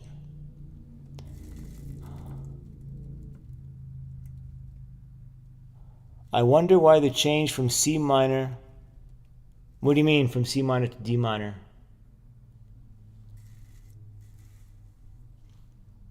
Oh, I see what you're saying. It's probably because it's easier on the guitar. That's common.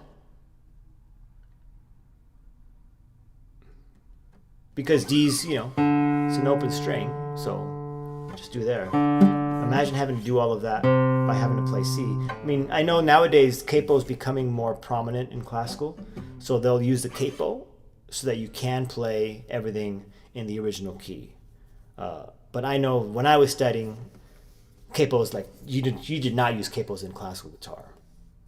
In the classical guitar community, that was not a thing at all. But I'm seeing that. I've been seeing that more recently. So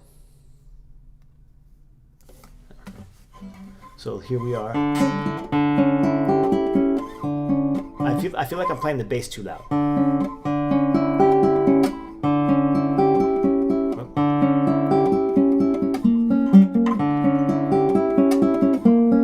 I got to make that louder.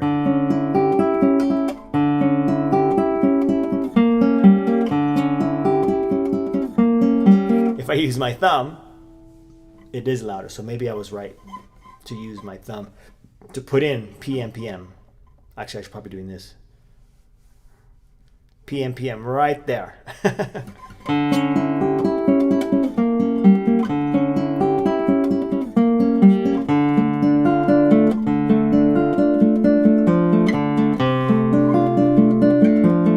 Oh, let's do that again.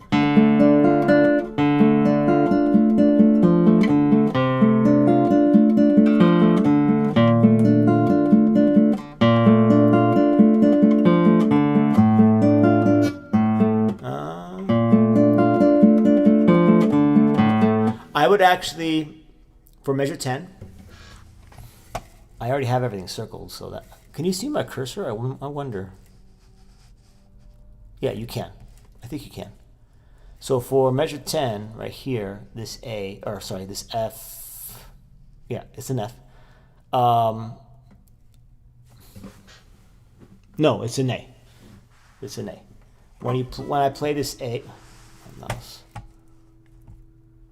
You could play that as a rest stroke to stop the fourth string from ringing, right here. Because see, that's an open string into another open string, so you got to watch that. But if you do that, it's going to sound different than all of these other bass notes, the way you've been playing all these. Because otherwise, you'd want to play all these as rest strokes. Or you got to find a way to play your rest stroke, though make it sound like it's a free stroke. Or, which is what I think is the right choice, you could play that A as a free stroke and then stop the fourth string, which is a very slight difference. So instead of doing this, you do this.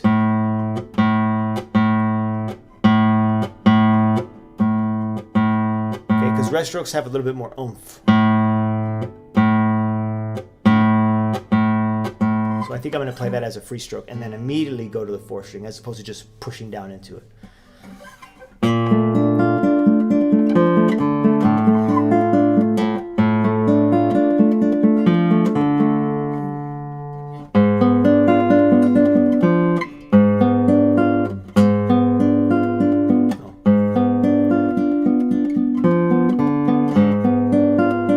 This is where it changes, yeah.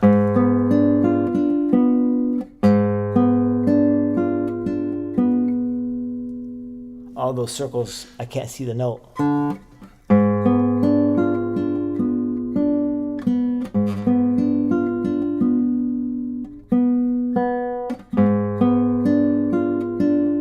Wait.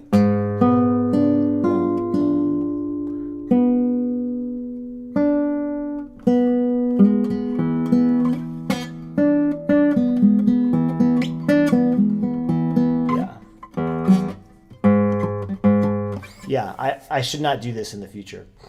Or if I do, undo it all before I close the file. That's unfortunate. Now I know. I'm figuring it all out. No, wrong measure.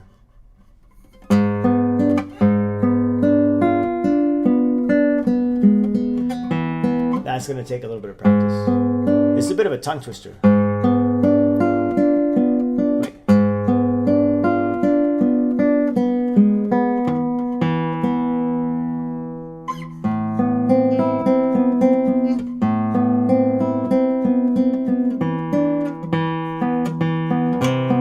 There.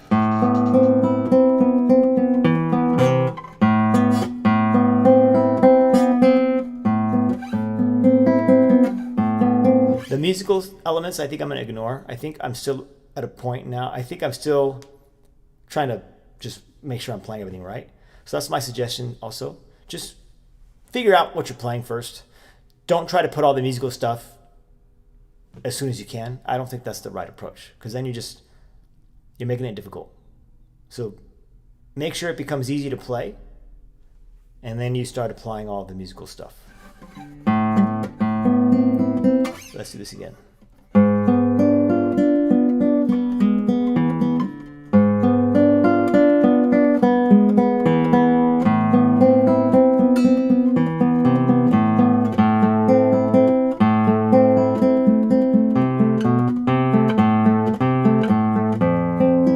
Abe, was it you that was talking about your instructor was doing the F an octave higher? Were you the one that mentioned that?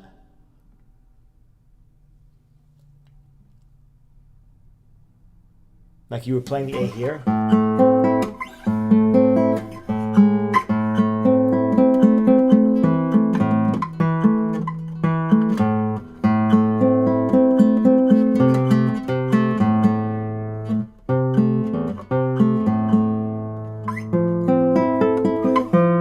No? Okay, maybe it was somebody else. But someone was asking me about that.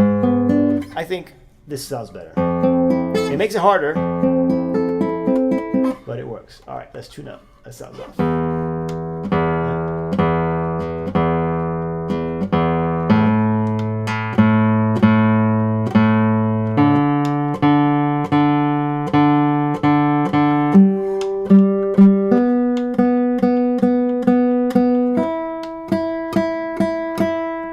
Good enough.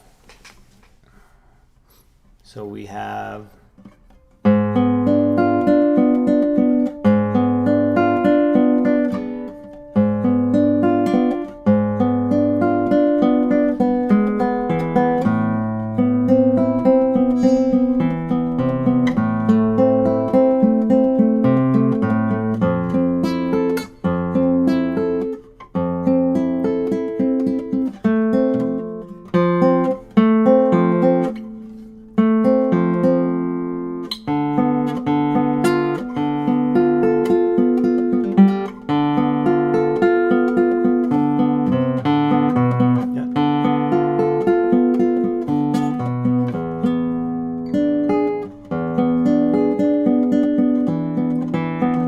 yeah, here it says to bar. I'm looking at measure 15, 16, 17.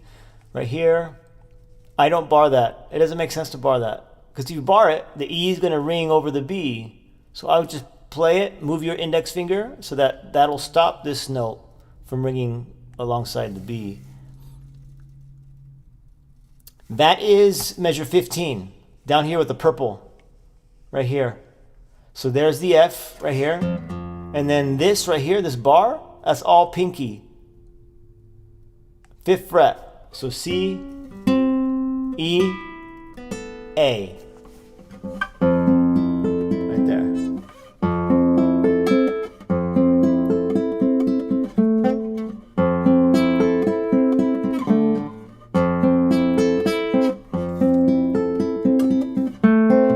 I gotta smoothen that out, but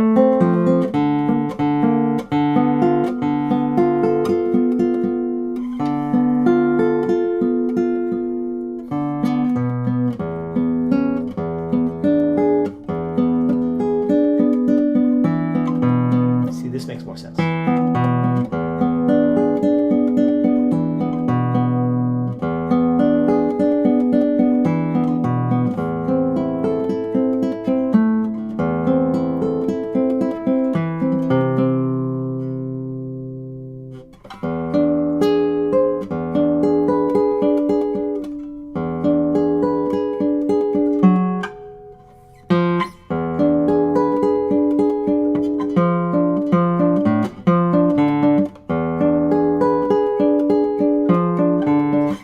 So there's the first page.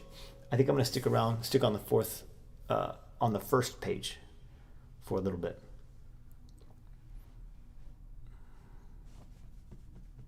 It's already been 2 hours, dude. All right, let's try again.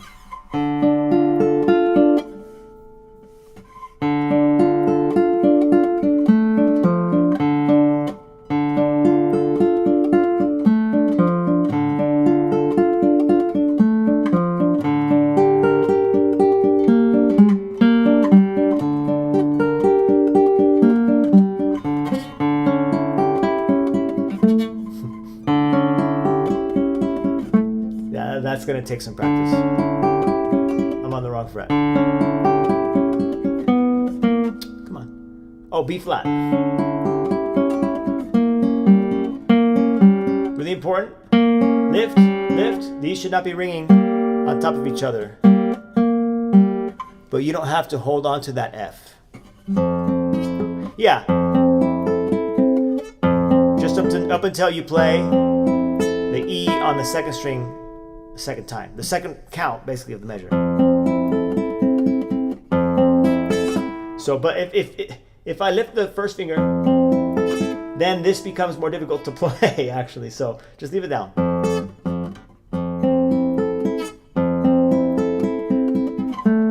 That is actually easier than removing it, because then all of a sudden the bar is like, what am I doing? This doesn't, I can't do that.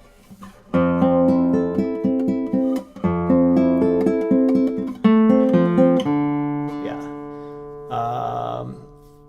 What measure are we on? 3, 4, 5.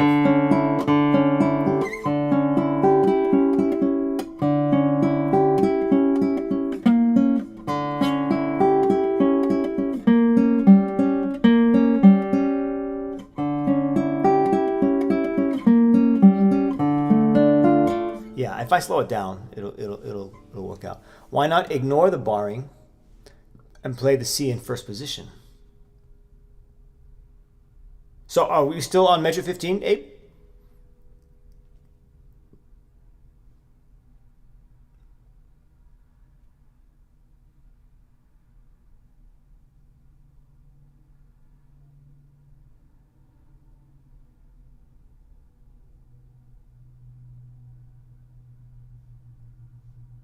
Okay. If you do that,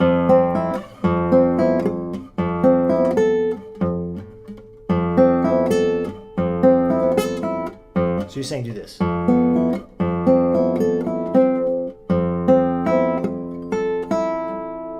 out of tune. You could attempt that, but then because we're playing arpeggios, right? And every measure up until this point, the strings are ringing over each other if it's a part of the arpeggio. For example, when we play this, the very first measure, right? We're hearing all of these overlap, right? It would be weird if up until measure 15 we were doing this, and then for measure 15 we do this. You hear that? As opposed to do this. You still get all the notes ringing on top of each other. It sounds misplaced all of a sudden.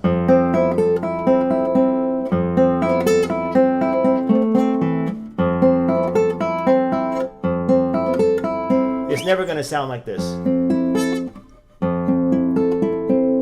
Right? Measure, shoot, I lost my place. Measure 6.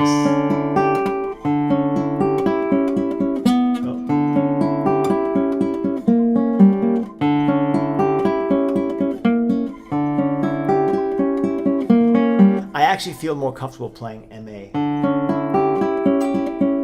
M-A-P-I.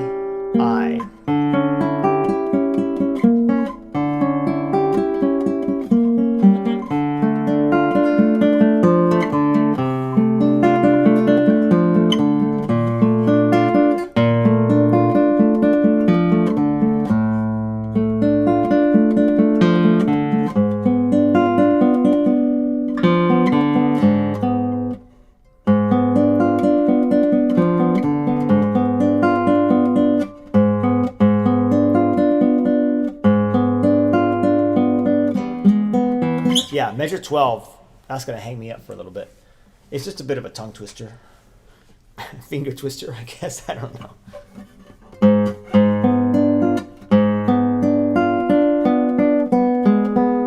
So I would probably just do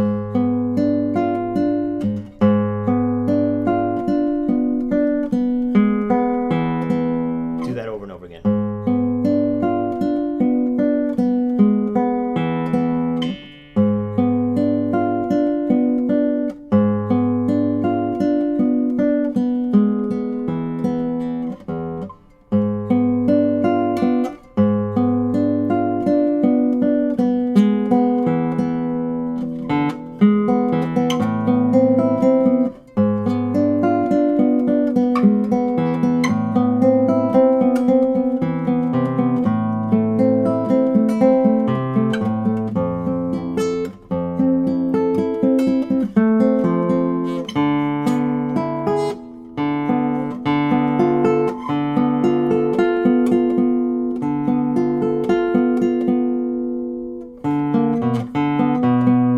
Shift down.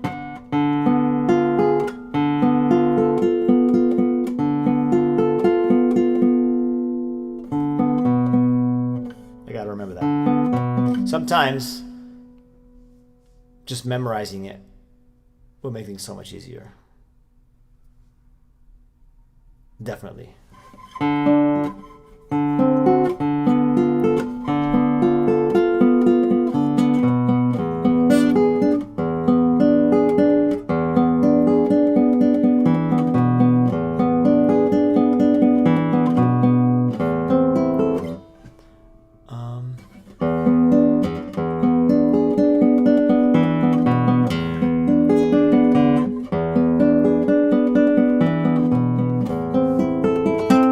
So when we get to this, I feel like this A minor is important. Yeah, because if I remember, this is where it starts to climb. Let me get the second page. It's annoying. Let me add another, what is this? It's a screen capture. I'll do preview 2.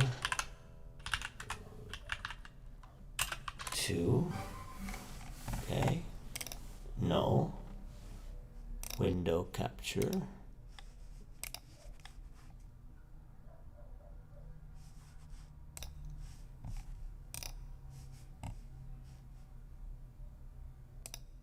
Sorry about that. Just trying to make this work out. Here, let's see. How am I doing this? Properties. Oh, I got to open the image.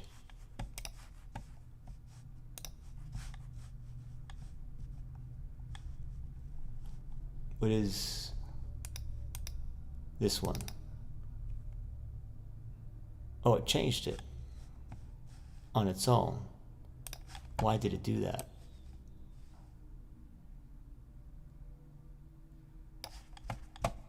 Oh, but I want... What?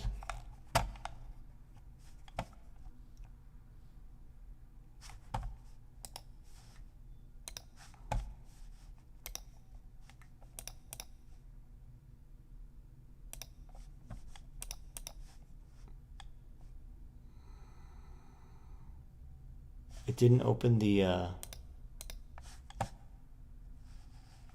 second window?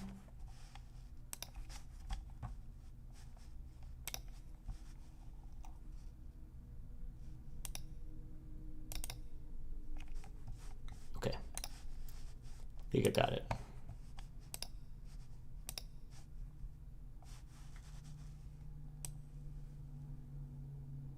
Okay.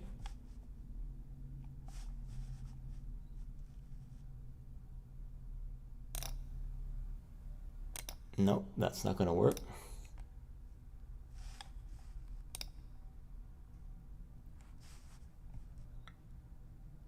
Maybe.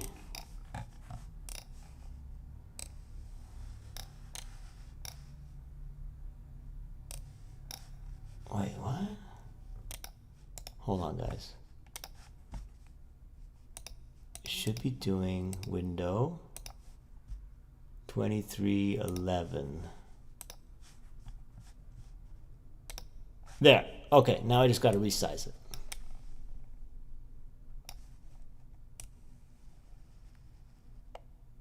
Something like that. Good enough. We'll just do that for now. All right, so that's the first page. That's the second page. All right, so let's stick to the first page just a little bit longer. Oh, that's what I was saying. When we get to the second page here, that's when the harmonies start to really change, and so you want to make sure you emphasize that in your playing. I just wanted to point that out. I guess that's all I really had to say, huh? I didn't have to go through all of this. All right, let's go back to the first page.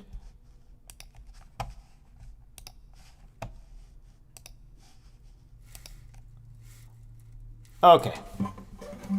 I guess we could just start it over. I'll slow it down a little out of tune.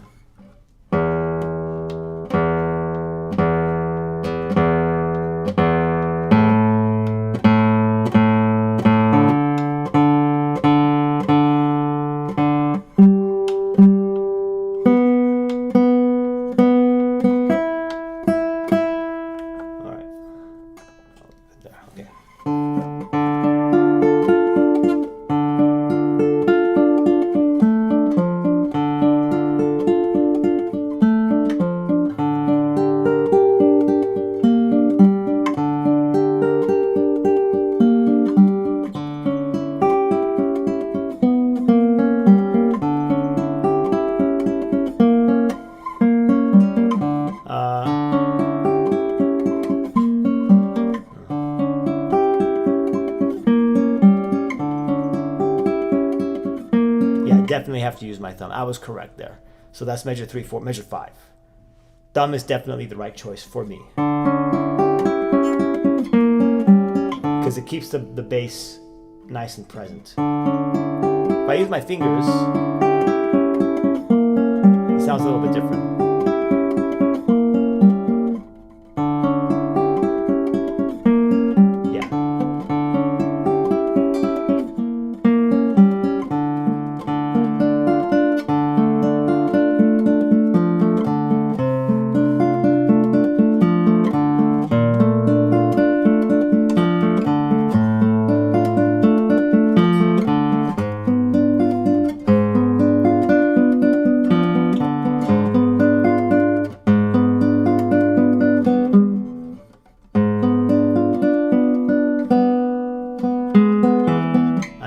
use my thumb there as well.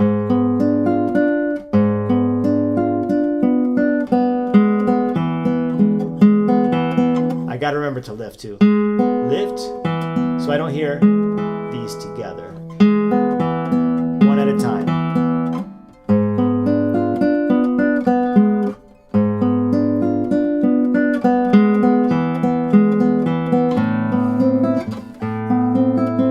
I would definitely change that. I would probably play that Tosto. I'm not going to worry about it right now, but I feel like I've already made my decision there. It's a beautiful A minor 9. Like, it just hits you.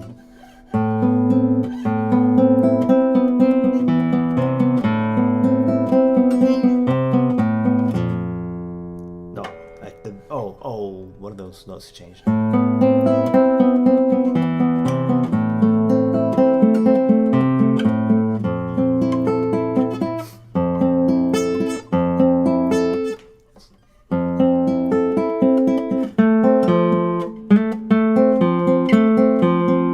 I don't want, so how would, so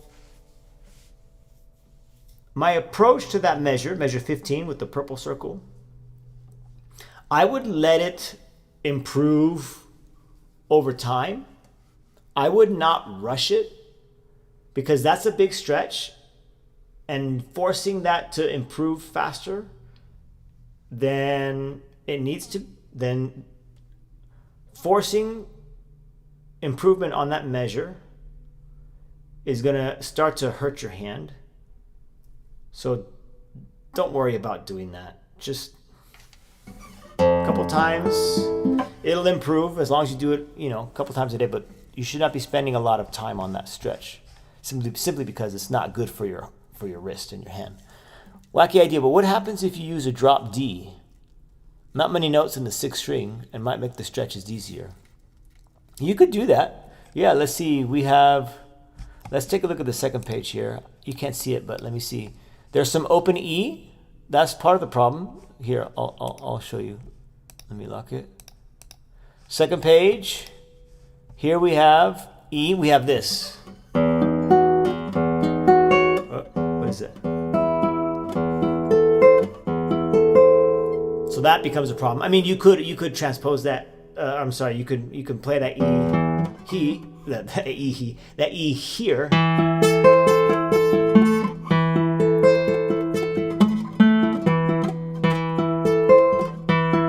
But then that sounds kind of weird. And then you'd have to do this.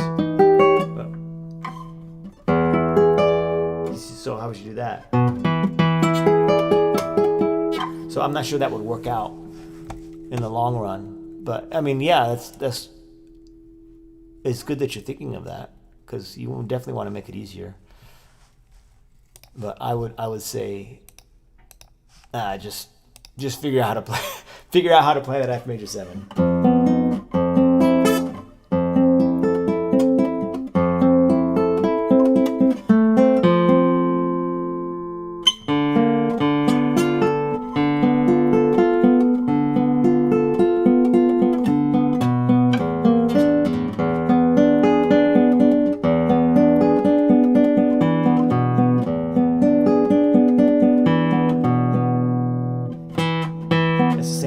I think.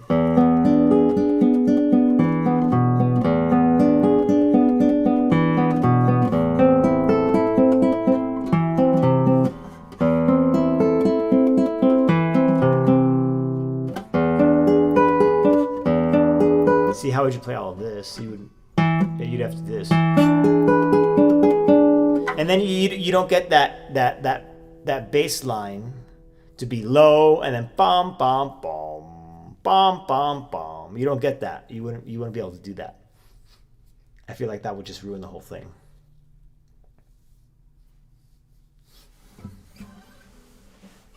Okay. My feet are still sore. Okay. So let's go to measure 12.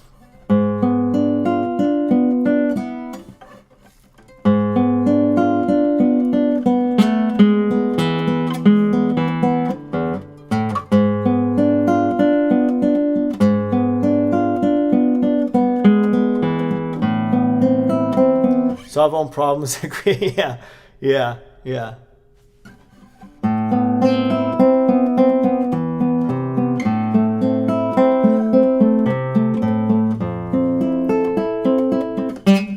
Already, that already sounds better. I'm sorry, my speech is just, I don't know, man. It's just deteriorating. It seems like.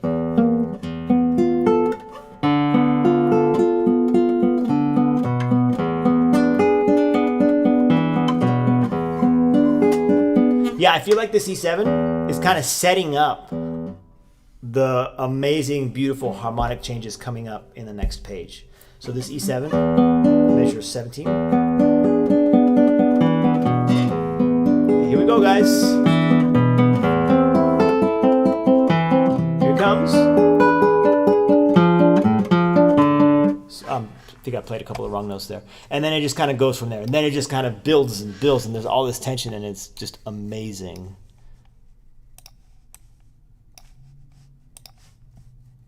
Let me shrink this.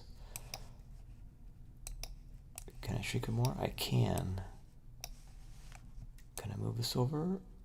Perfect. All right, so now I got both pages laid out on my monitor, and I can see a preview of the stream. Perfect. All right, measure. I think I moved this over too much. I did. Uh-oh. We'll do that. Good. Okay, so measure 12 again. So notice how I keep going back to measure 12? Because there's just a little bit of a, requires a little bit more attention. So I have to make sure I get it down. But the other stuff I'm not worried about. I would say 12, 15, maybe 5. The rest, I mean, you could work on it, but those are the easier parts. So work on the hard parts. The easier parts will come just by, playing it over and over. Yeah, measure 12, here we go.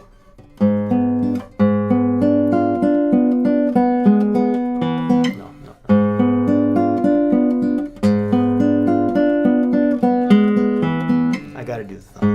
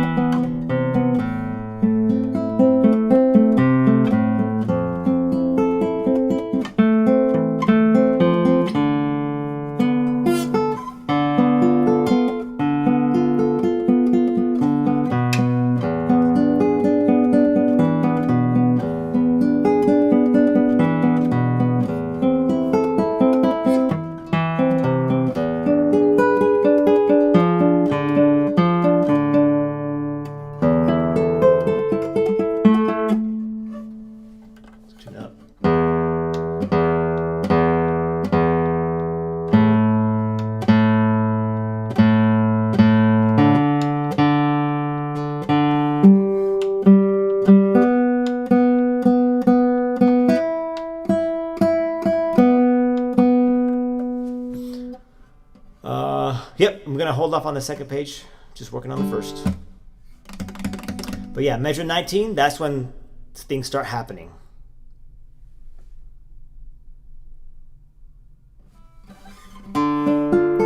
Back to, you know what, let me try 3, 4, measure 5. Oh, no, that's not right. I'm playing measure 12.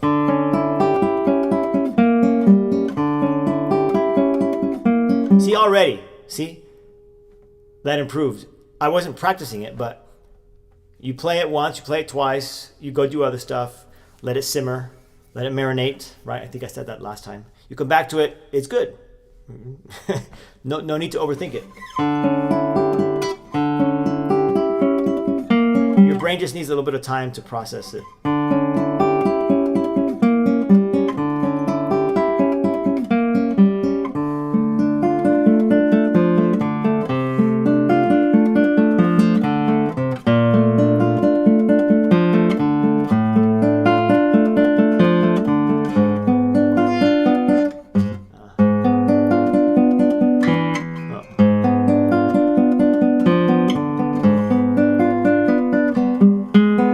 now it's just measure 12. 12 and 15. So 12 again.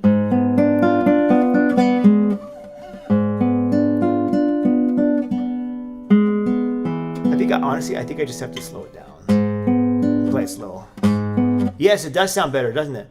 Thank you. I appreciate that. I found my copy. Oh, this is a copy. You have your own copy of this one? BWV999.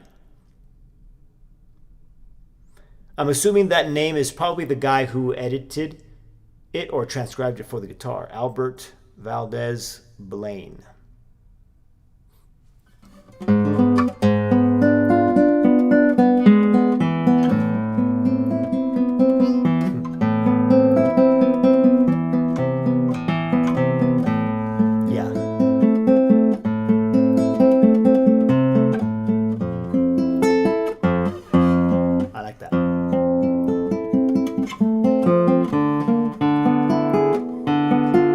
Work on 15 and then 15 going into 16. It's just that particular, you just memorize it. I think I already said that.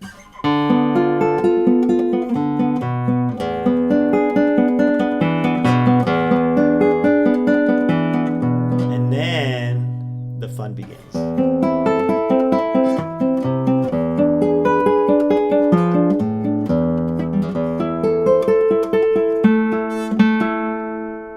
Sort of out of tune.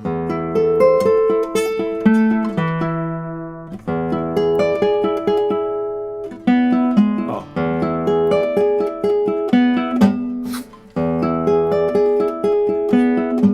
Come on. I'm not really sitting correctly. I'm just kind of being lazy about it, but we're just figuring out what we're playing. So I'm not too concerned with the posture right now.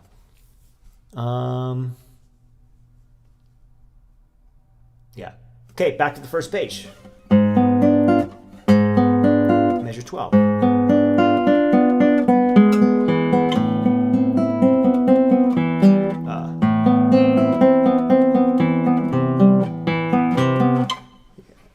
Yeah, he transcribed it. Yeah. It's probably a little bit different than what I have here. But this was from the book that my professor told me to buy. So of whatever she said, I had to do. So so I bought it. And I still use it to this day. I mean, it's great. It's great. You know. Measure 12. So notice how I keep going back to measure 12.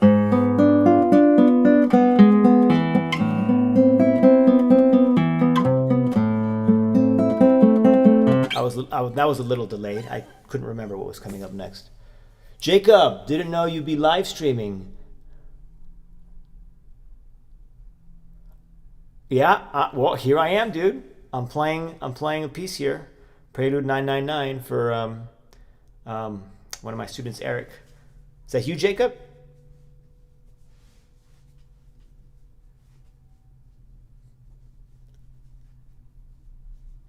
This might be one of my students.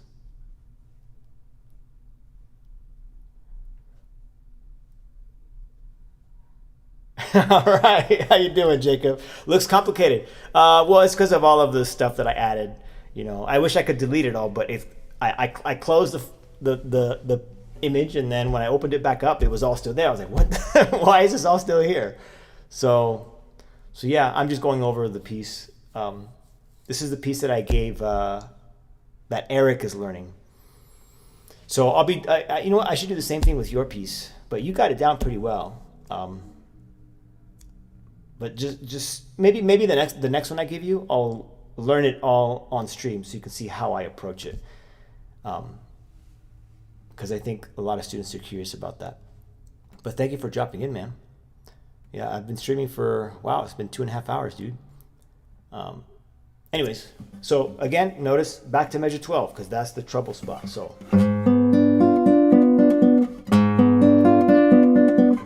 Shoot.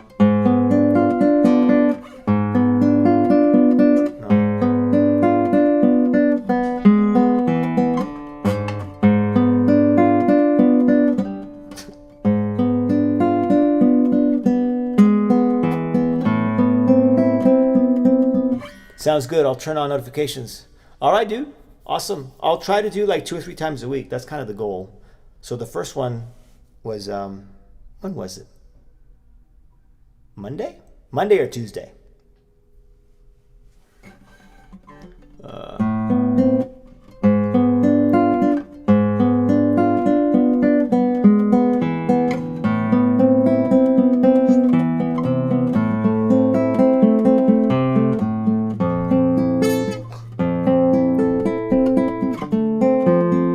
Still needs practice, but like I said, because it's such a strain on your hand,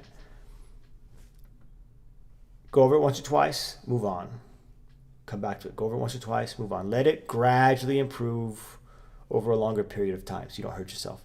I need a string change, so I'm gonna try buying strings online and the guitar lift. All right, dude. Yeah, buy the strings online. Strings by mail. That's where I buy everything. Strings by mail. And these are the strings I use. I don't know if I ever showed you. These are the strings I use right here. Alliance Savarez. It's let me get the let me see. Does the bag have it?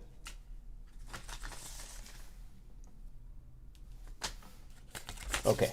Alliance Savarez 540J. 540J. This one says 541J because it's the first string. Yeah, see, this says 543 because it's the third string. Just 540J, that's the set. That's the set.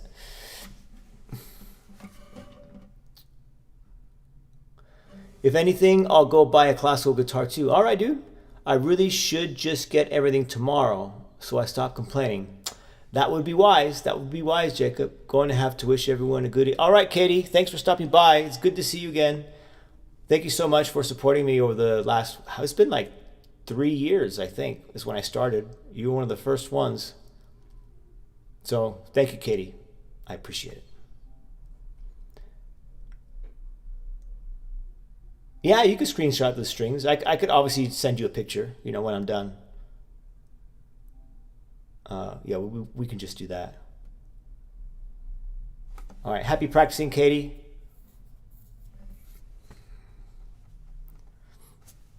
Okay, measure 12. Again, measure 12.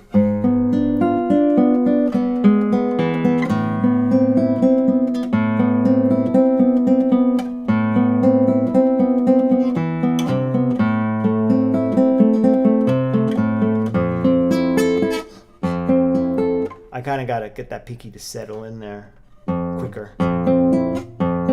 I'm sort of bending the strings. Let me see. You should be able to see it. Yeah, I'm sort of bending the strings down.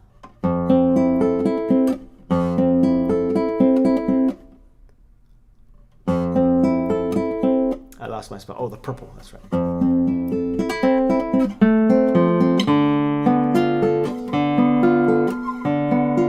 This D, when I play that measure, that sounds pretty loud. So I should probably back off on that.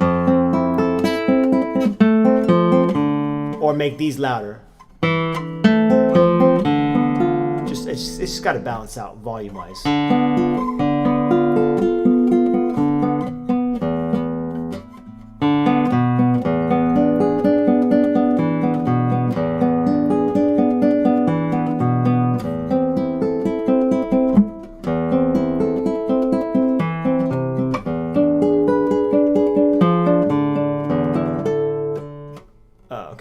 That. So literally on the bottom of the first page here, what you see here, that 4-string open, I got to make sure I stop that when I head into the next page, because that sounds really bad.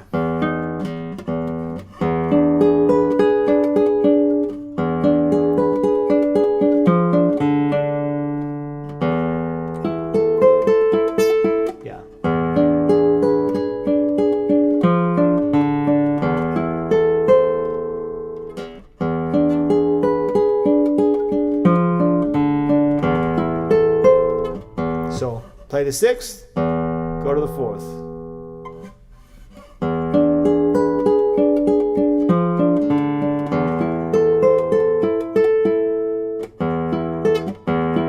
And then I got to go back to the 6th, right? Because I got to play the rest. Here, I'll show you the second page. I got to play the rest.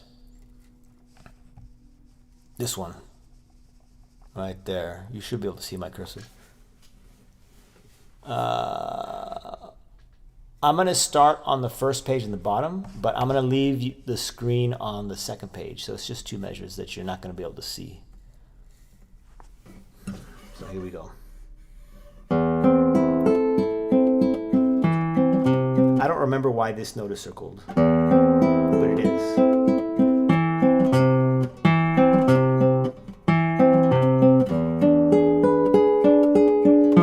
Notice how I'm slowing down? Because I'm not sure, I'm not as ready to play it fast.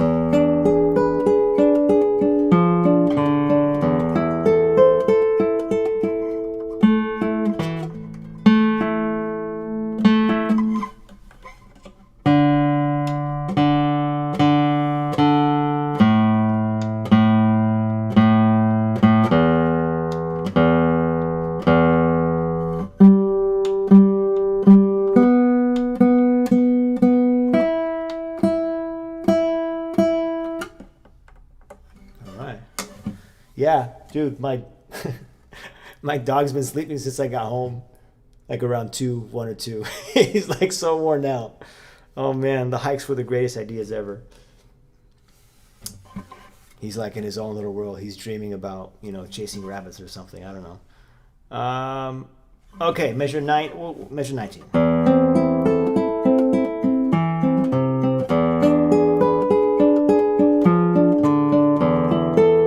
That one.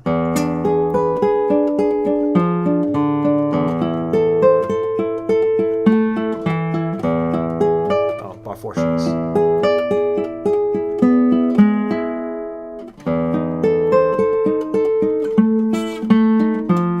Is that right?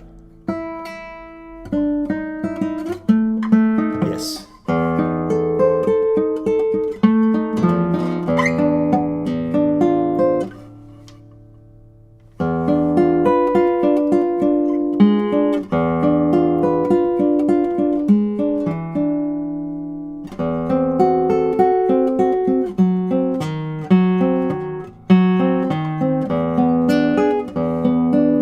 Okay, so here, if you remember, if you were watching last time, any of you,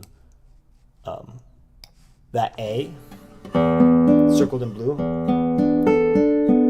I would let it ring. So you can hear that suspension resolve kind of fall back into place.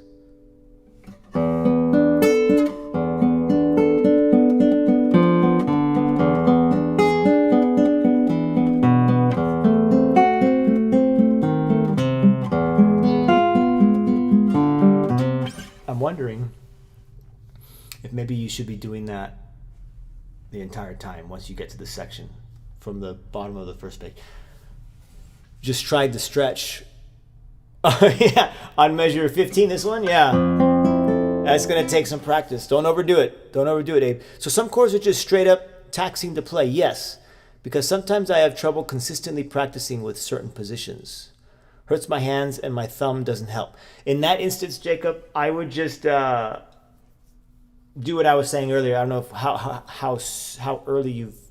how long you've been in the stream, but I was mentioning earlier when there's a chord that's causing I can't speak English. When there's a chord that's causing issues and it's tiring out your hand, accept the fact that it's going to take longer to get it good, to get you to play it well than others, and the best and safest way is to just practice it a couple of times and then just move on. Don't even worry about it anymore. Okay, you come back the next day, same thing, just a little bit, just touch it here and there, you're good, move on. And then just that constant, like baby steps, just that constant exposure to that particular chord. Over time, it'll improve without your hand getting tired. It's like the equivalent of like cramming for a test the night before. Like, don't do that. That's not wise. Right? It's all short-term memory. You'll remember for the quiz or the test, But then in a matter of days, it's like you didn't really learn anything. So that's my approach. Okay, great, awesome, very good. All right, let's see. Where was I? Measure 19. So bottom of the first page into the second page.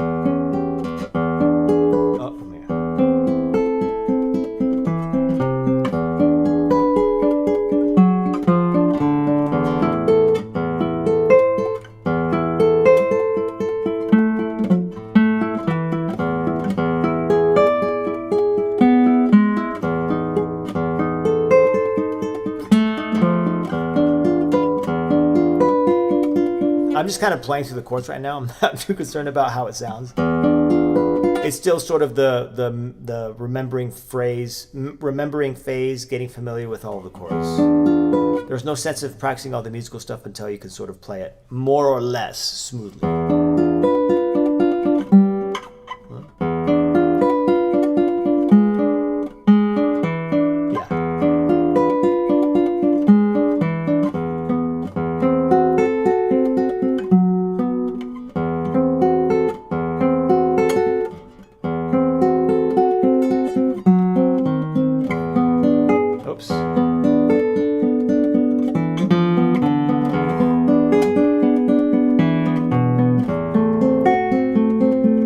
So I was trying to bring out each of these high notes. So the C here in this measure, the D here in this measure, the C here in this measure. I don't know how well I succeeded, but I was sort of focusing on that. I did get distracted because I was telling you other stuff, but that was sort of the goal.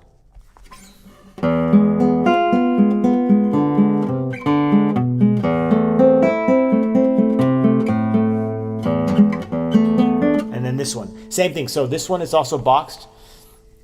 This box one, I should say, is also in the similar vein as the stretch here. And now you have this. So your pinky's on the 7th, your middle finger's on the 4th. That's difficult. So that's gonna put some strain on your hand. So I'm not gonna focus on that one like I was focusing on measure 12. Like I kept hammering measure 12. This one, just remember where you're supposed to be, and then move on.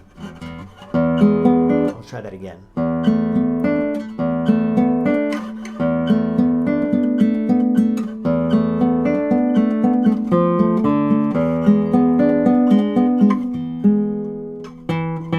That's just E.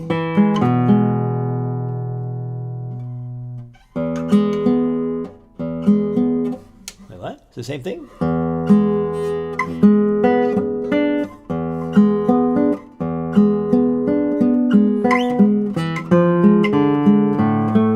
So E7 twice. It kind of mirrors 17, measure 17 and 18. Because measure 17 and 18, we play E7 twice. Oh no, I'm sorry. No suspension. We do this twice. A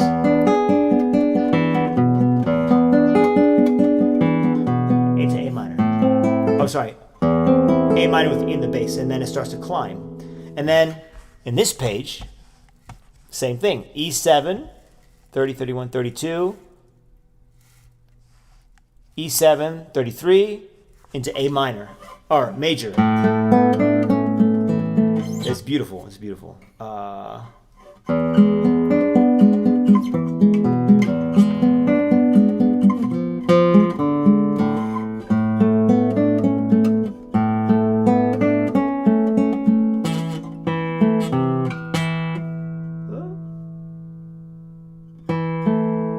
Why would you do 3 there?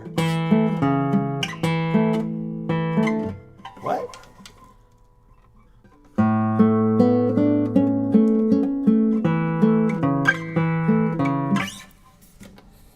I don't understand that. Maybe I'm overlooking something. Some chord switches completely change hand positions, so I'm gonna need to get consistent. Yep. Make consistency your goal.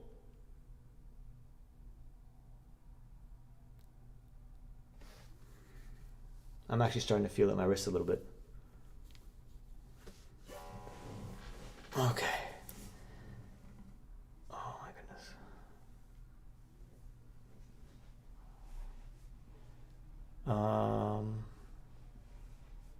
What am I doing? Back to measure 19, first page.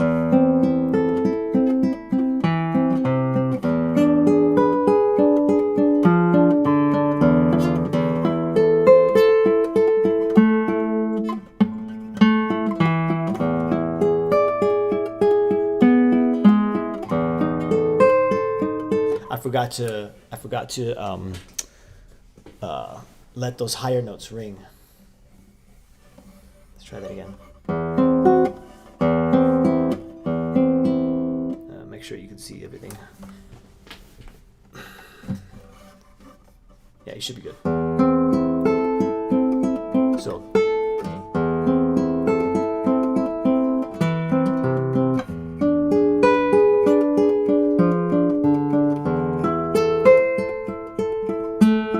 Out of tune.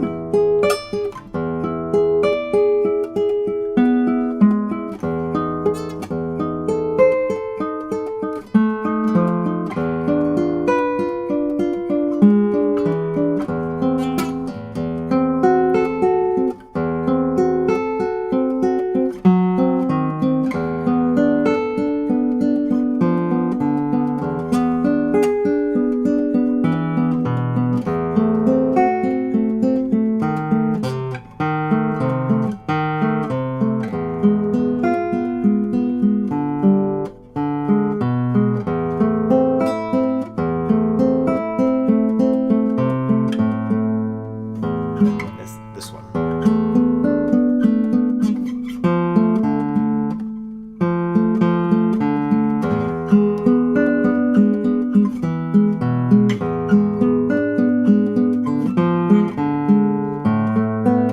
Okay, I'm not going to move on because that's like a new section. So the reason I stopped there is because it sounds like we've resolved somewhere. So that's like another section. It's the ending, more or less. So you want to, it would be a good idea to practice in sections like that. You could do phrases as well. You could practice in phrases. Or in this case, there aren't any phrases, right? It's just arpeggios. And then when I want to practice the end, I would start on measure 34. I don't know. Maybe. Oh, that's why. 1, 3, because you're barring that. Silly me.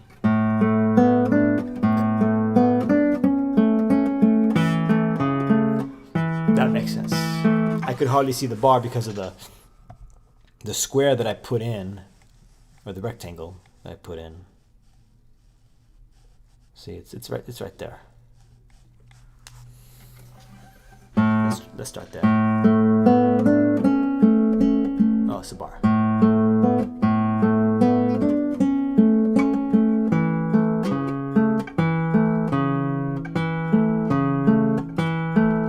In this instance, when I put my ring finger down, I'm stopping my 4th string, so I don't get this. Right? You don't want these to ring. So my ring finger, when it goes down on the C sharp, it's stopping the 4th string. Listen to the 4th string disappear. Okay. Look at that, Jacob. You're getting some help from Abe. Practice not holding onto the chord tightly. Yeah, keep your fingers in position and then apply pressure and release pressure. So learning to relax your hand while keeping the same. That's a good, yeah, that's actually really good. That's some good advice. You might be holding on too tight for long periods of time. Yep. That's great advice. Let's see. I'm going to start over, measure 19.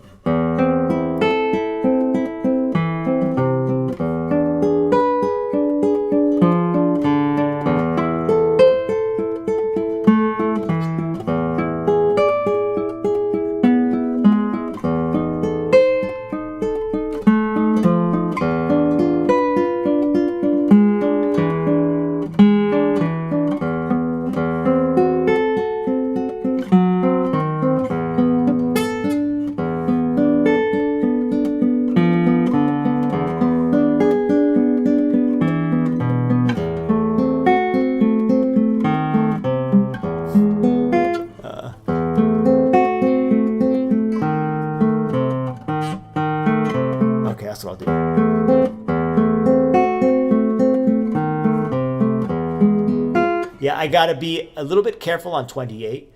I gotta let go of some fingers to make that work. Let go of the chord. Focus only on these last 4 notes. It's the big circle right above the rectangle. 1, 4. Right there.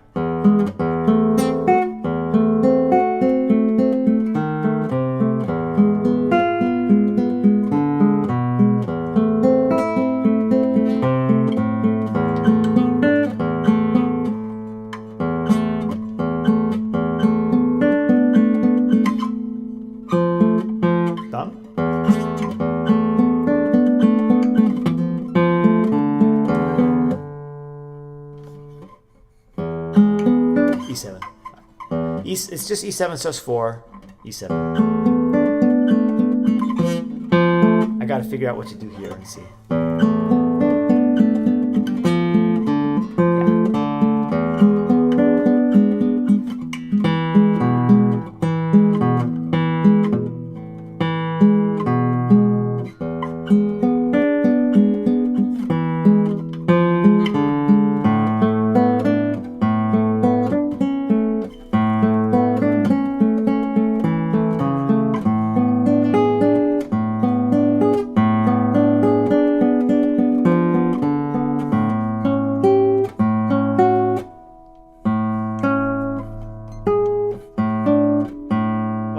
I was on the wrong fret.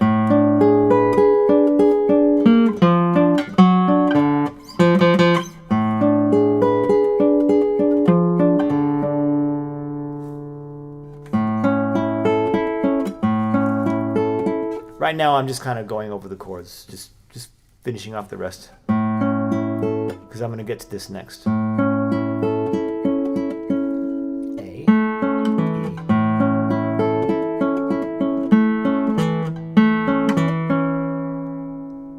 Sharp, A7, it sounds like. Okay, I circled this for a reason, let's see.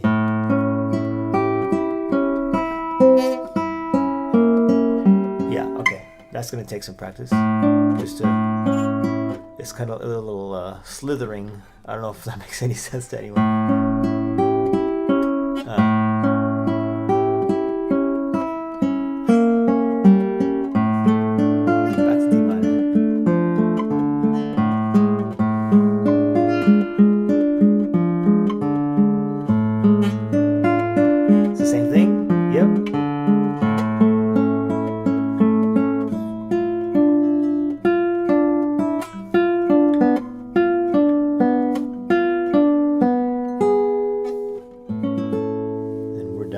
What did I miss? Oh wow, I missed a lot. I didn't see this till now, and it's because I'm using acoustic steel string. Yeah, you kind of have to press a bit harder. You're absolutely correct. That's why I want a class. So I can actually play classical better. Yeah, and I'm getting better at not death gripping and the more and more. Good. Classical guitar is different, so cannot comment for acoustic. It would be good if you bought yourself a classical guitar. Yeah. It was definitely a big reason why it hurts. I'm basically reading your conversations, guys. Reason why it hurts, but still some positions in general just hurt to stretch. Just the experience I need. Yeah. The closer you are to the fret, the less you have to grip. The further away from the fret, the harder you need to grip. Yep. Classical. Right. Thank you. And I'm going to keep those. I didn't know these things, more or less, but thanks to you, I can keep these in mind more. You love nylon strings. They aren't cheese graters. Yeah. Turn gray sometimes. It's kind of cool. Yeah. Awesome. All right, let's see. Let's work on the ending.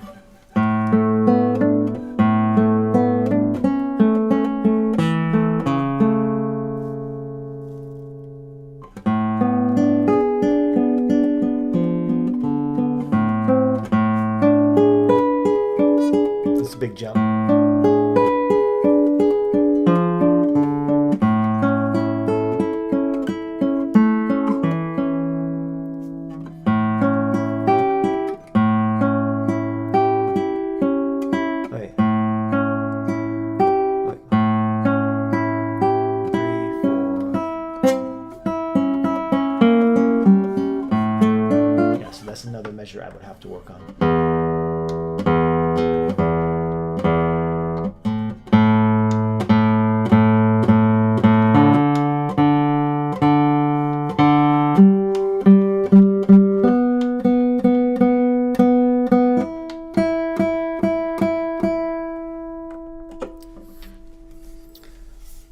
I'll make the journey to playing anything I want simpler since I'm already used to the hard stuff.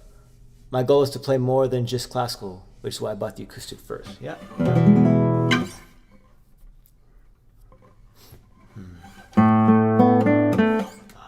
Have you written anything new, Jacob?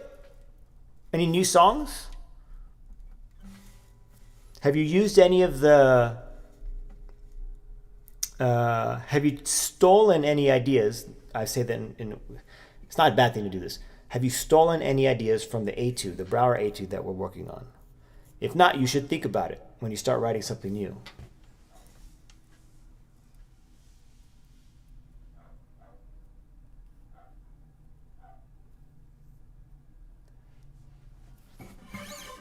Let's see.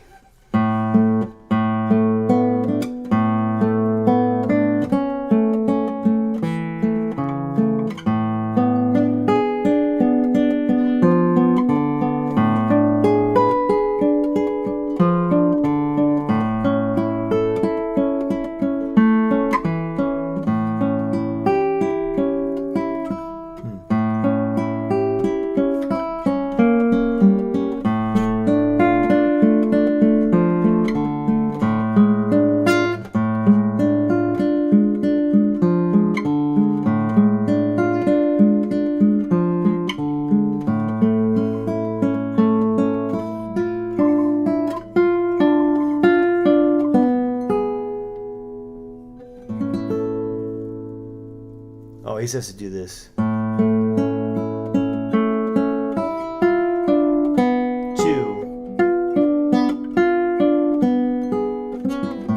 That makes sense.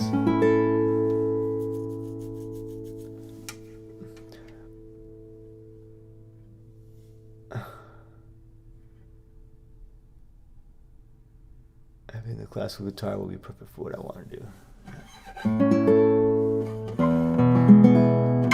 All right, same thing, 33, 34.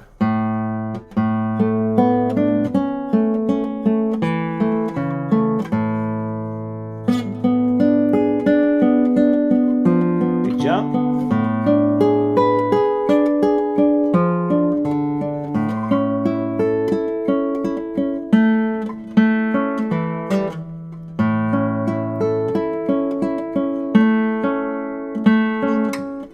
So I gotta lift my pinky here.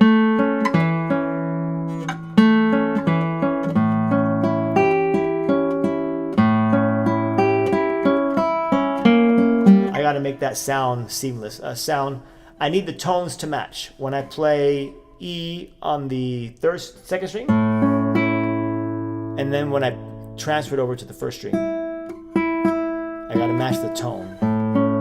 So you can't tell that I'm switching this. I'm switching strings.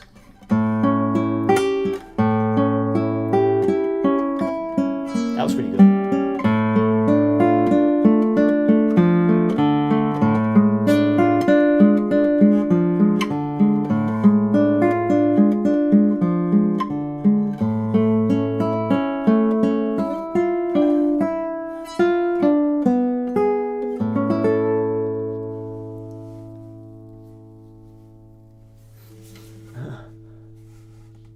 I love etudes that have the melody and the bass line, like Kakasi Opus 60, number 7. I have to listen to it, man. There's so many etudes and studies that have to hear it. I'll look into that. If I show you my song, I think you can make adjustments or even recommend a couple more changes that could elevate it again. Yeah, sure, dude. We could do that next week. I like bassline melodies too. Can't go wrong with them. Yeah, dude. Bassline. Paul McCartney, great melodic bass playing. If you listen to the Beatles, he's not just playing, the roots. He's really making the bass sing, and it's very much. How would you explain it? He's treating the bass less like a bass, and it sounds really good. I love to make my song better because I love the idea of it a ton. Yeah, dude. Just start messing. Don't fall in love with one idea. Just keep trying to hash it out over and over and over again. Come up with as much ideas as you can, and you should be good.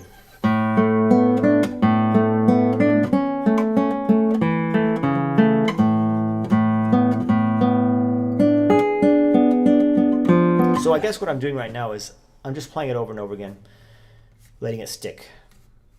And then once it sticks, all the musical stuff comes next.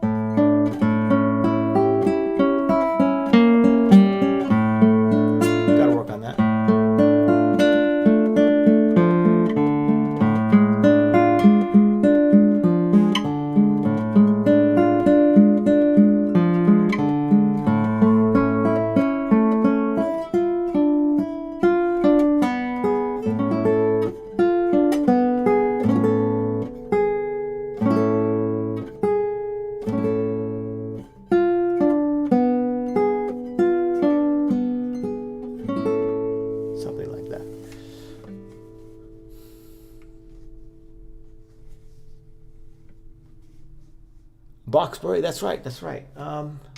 Let me work on this a bit more, and maybe I'll throw it up. I should make an actually somber song though. I really love ambient music. I want to incorporate that to guitar since I've done it on music programs a couple times now. I'm probably end up hearing a ton of Bach sooner or later. I don't know much about him, but he's definitely a great talent, dude. Jacob, Bach he's like beyond all of us, beyond all the composers. Like, he's without a doubt, just about everybody would agree, he was the greatest. There's nobody above him. And it's not until you really get into his music and you start to study it, or if you're just big on music and you start listening to him, you don't even have to study music, but the more you listen, you're like, dude, this guy's amazing. I second what Abe is saying. He's a genius. When I get big one day, Abe, you'll probably hear me on the radio. All right. Positive vibes, Jacob. Love it. I'll be better than Bach someday. All right. We can all aspire. I'll tell you that. We can all aspire.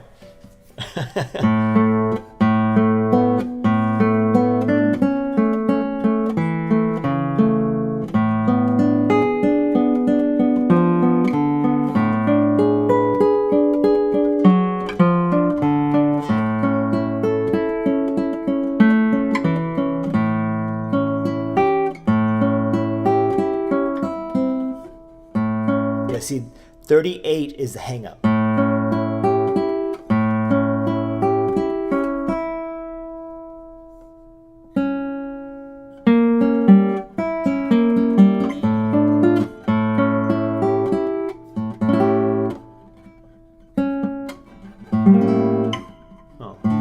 Sometimes it helps to do it in block chords. So here.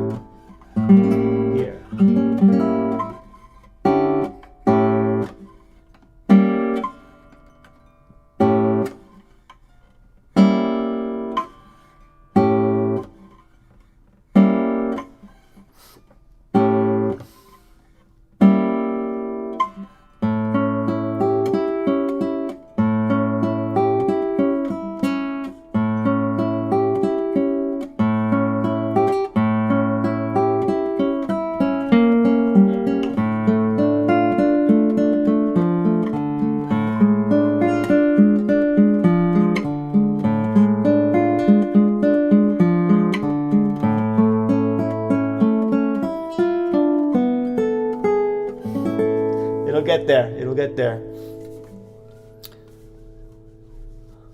Now I want to get on guitar. Probably gonna run 826 a ton. Dude, do it, man. Do it. Still incorporating the techniques you told me. All right. I have to call it a day. I stayed up to participate. It's 4 a.m. Dude. Wow. Well, I really appreciate you staying up till 4 a.m. I'll see your Bach Beret on the playback. Okay, dude. Good night. Good night, Abe.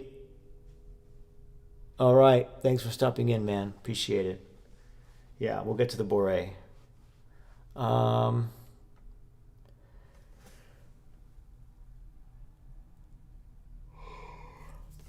Dude, I've been live for 3 hours? Jeez. Okay.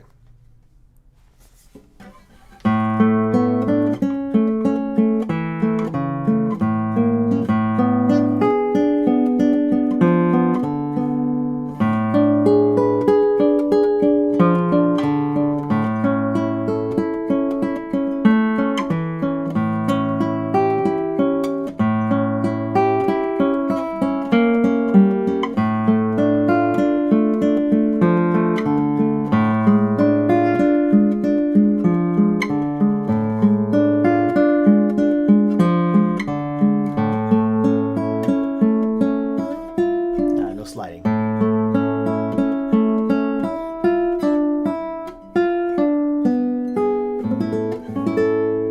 There it is. All right, let's see if I can run the whole thing. I'm just gonna turn off the music. I'm gonna my mouse. Turn off the preview. There we go. All right, a little bit closer. Okay, let's give it a go.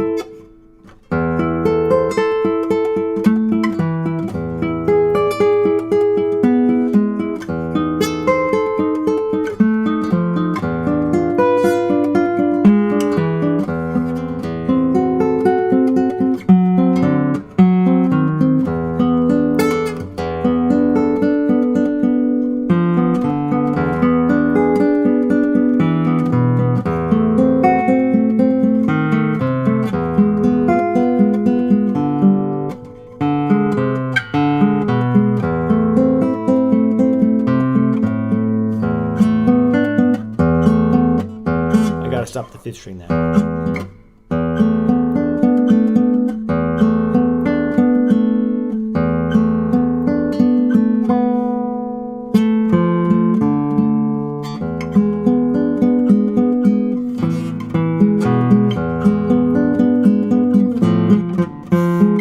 Yeah, that's the hardest. That's what I know the least right now.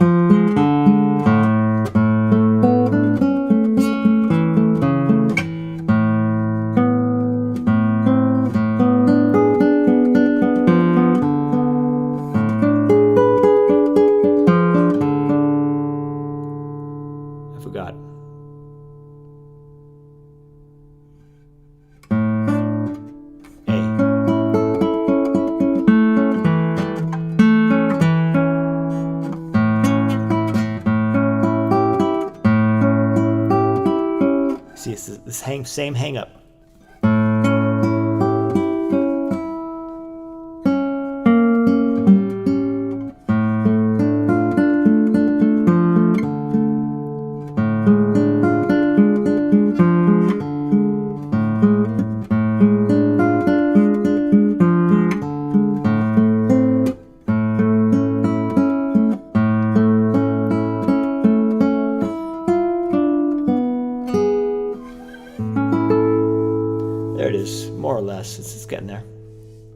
It's getting there. Let's do. Abe wanted me to go over the beret. He had some questions about the ornamentation, so we'll finish with that. Let me go grab it, take a photo of it, and then put it up so you can all see it. All right, I'll be right back.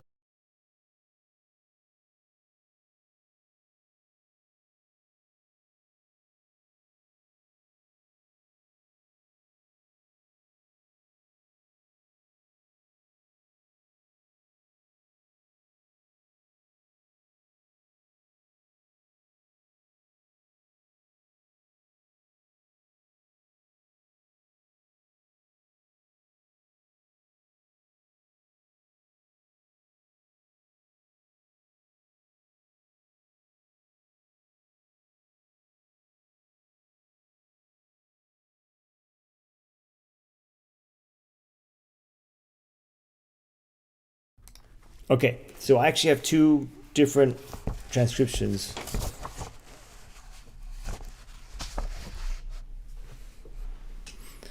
One is from the Solo Guitar Playing 1, which is this book, and the other one is in the Lute Works, the collection of Lute Works. So I'm just gonna this one. I got this one first, so we're just gonna use this one. So let me take a picture of it, and then I'll put it up on the screen.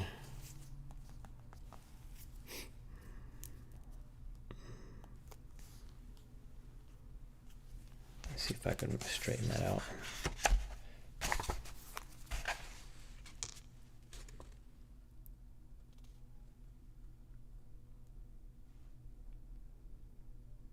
Okay.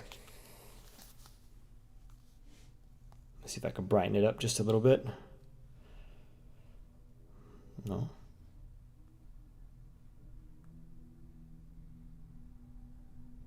That'll do.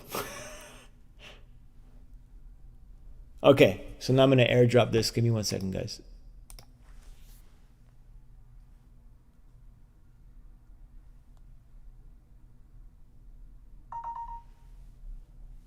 Okay, we got it.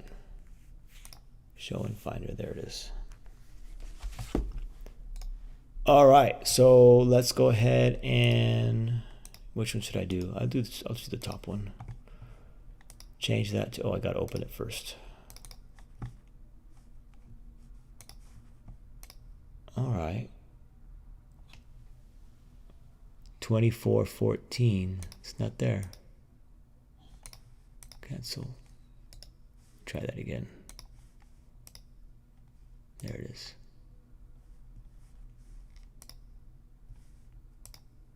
There it is. It's not very bright. I thought it'd be brighter.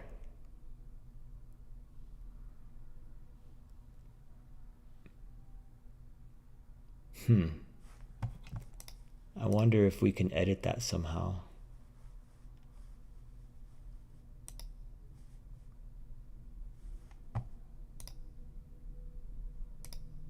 What does this do? No, don't want to do that. How did I do it for, I know I did it somehow for the other one. Let me try something.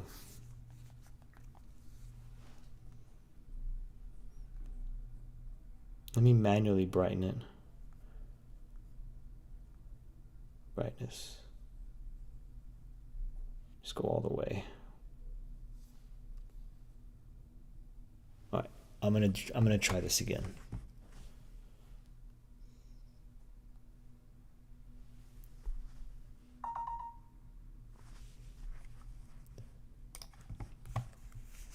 Chain 2. Okay, let's try this one.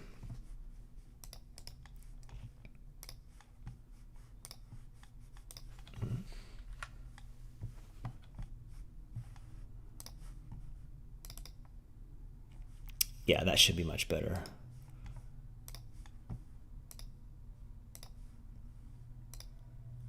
Yeah. I just turned the brightness all the way up. Okay, so he was talking about ornamentation. So let's just finish up with this.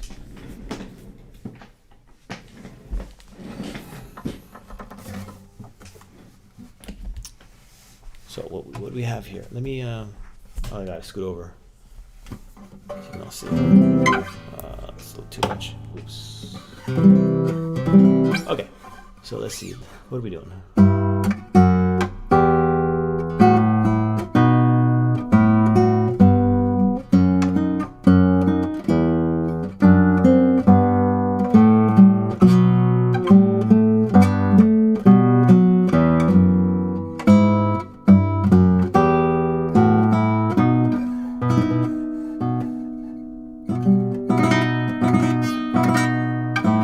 That's the right place to do it.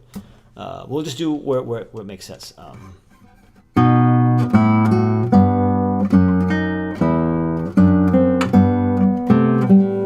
This right here.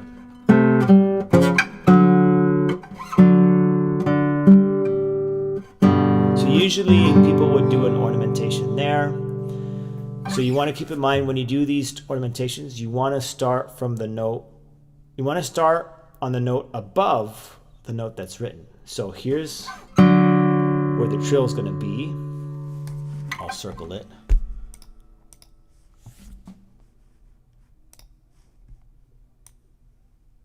Right there. Markup will alter image. Editing this image will mark up automatically adjust the brightness. Okay. Right there. This one. I'm going to make sure I delete all of this before I close it this time. So when you do this, what's written is F sharp. So you want to start the mordant or the trill or what have you, the ornamentation, on G.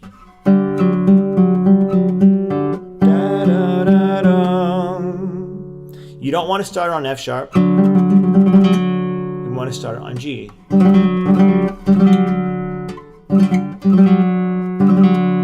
So how am I doing that? It's a simple pattern with the right hand. It's hard to hear it on these strings.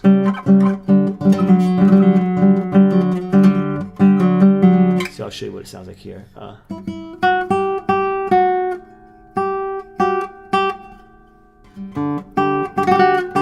It sounds better here. Just so you can hear what I'm doing.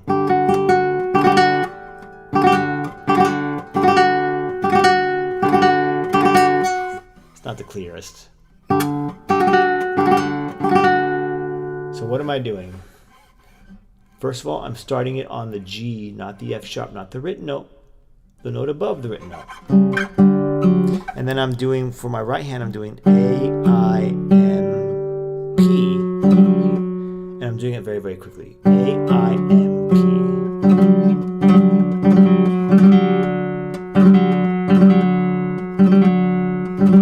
Finish this little flourish of notes, you want to stop the G, right? Because we need to land on the F sharp. So you don't want to do this,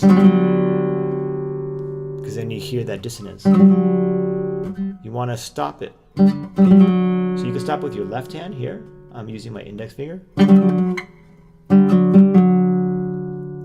Or you stop with your right hand with your ring finger.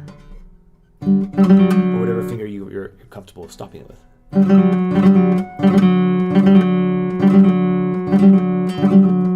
So you go.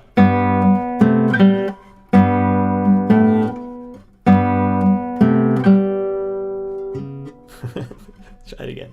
A little sloppy, but.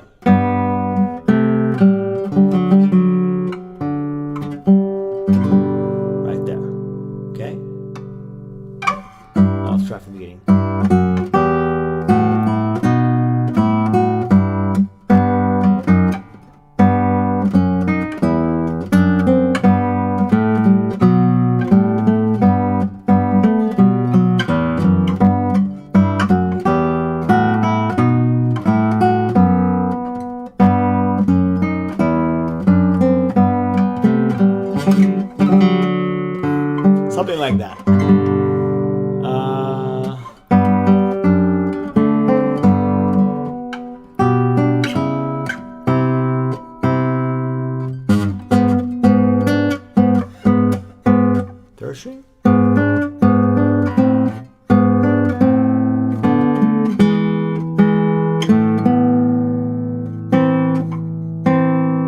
do it here.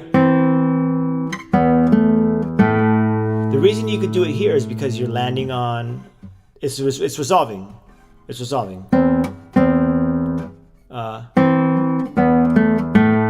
Resolving A minor. So you could go right here. And then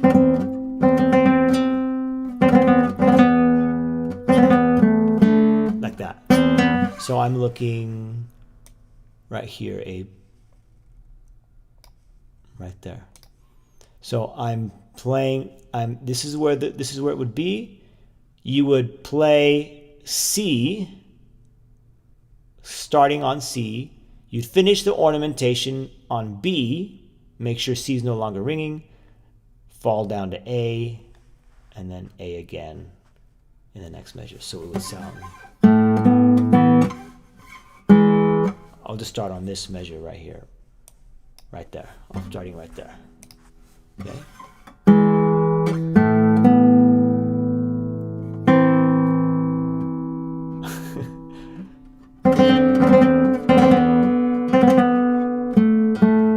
Something like that. Okay. Obviously, you'd have to rehearse it and practice it. But that's what you would do. Wait.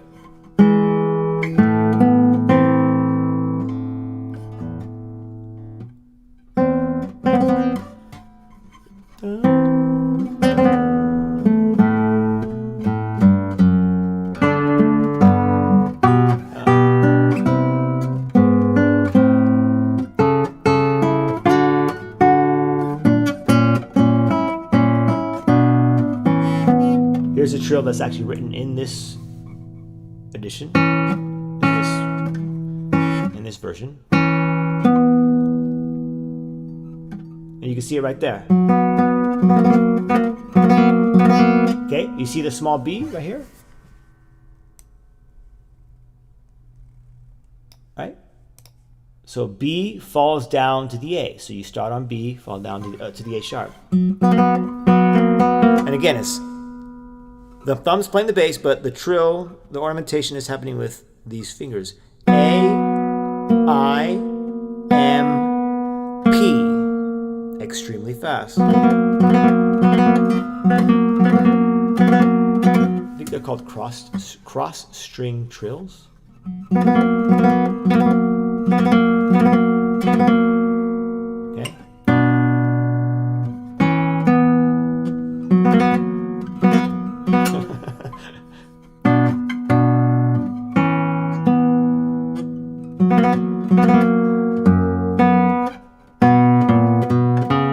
Oh, he's in.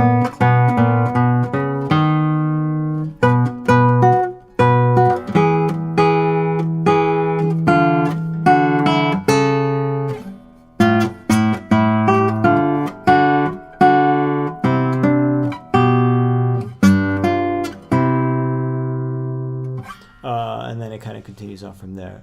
Well, you don't have to make it sure.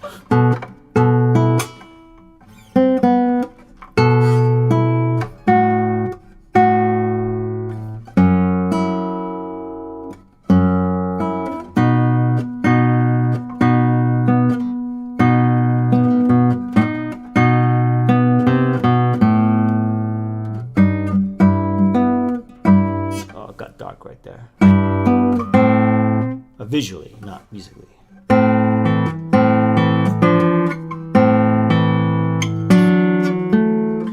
mean, you could do one there.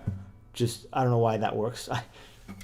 I'm just thinking intuitively that you could do one there. That would be very difficult, but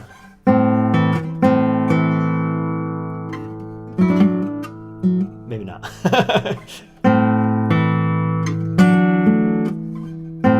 Oh, I see.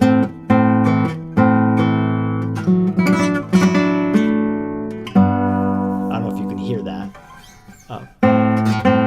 Bum, bum, bum. That sounds silly, but you could do that.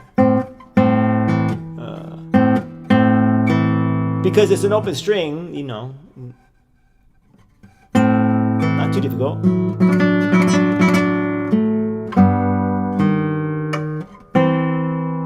If you wanted, you could do it here, maybe. Maybe not. That would be difficult because you'd have to.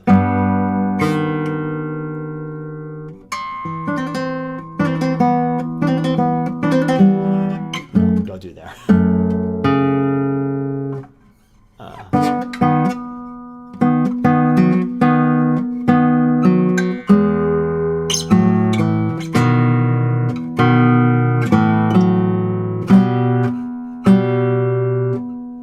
You could do here.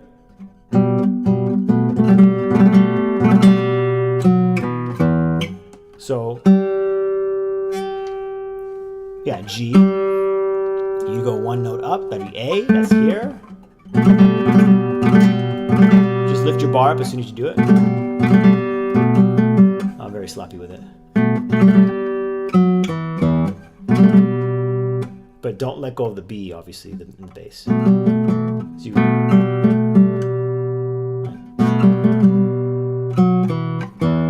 I think.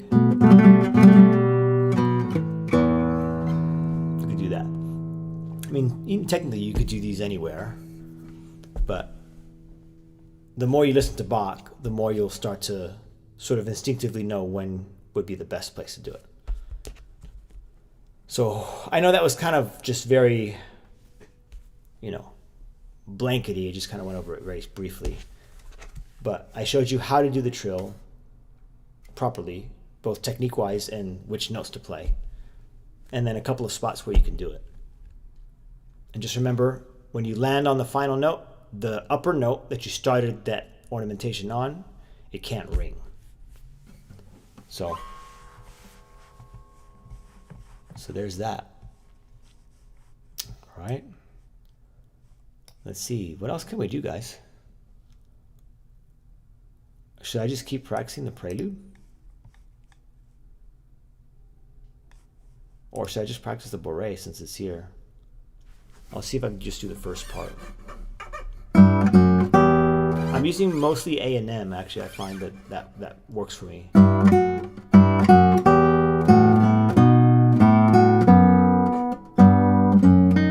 Occasionally index. Anyone who's been seeing my live streams way back when, or some of the tutorial videos, I mentioned this a lot. My index finger used to catch all the time, so I would avoid it, and I got really used to using M and A. And so those are the fingers those are the fingers I'm actually most comfortable with. Index is always, there's always in the back of my mind, like thinking, is this going to be a clean attack on the string? I worry that let's hope it doesn't get caught, So this feels weird. I and M. That feels really weird. Not really weird, but not as comfortable as this M and A.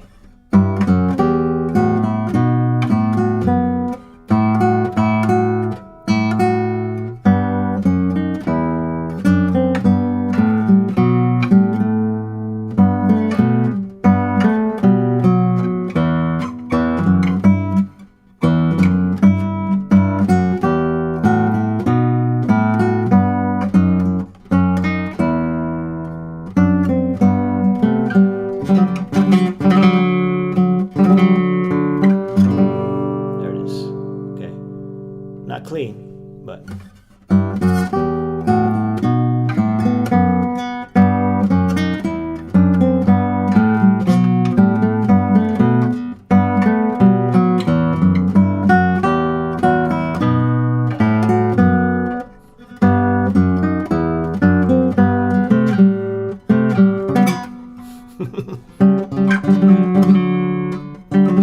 also be mindful of how you approach the ornamentation.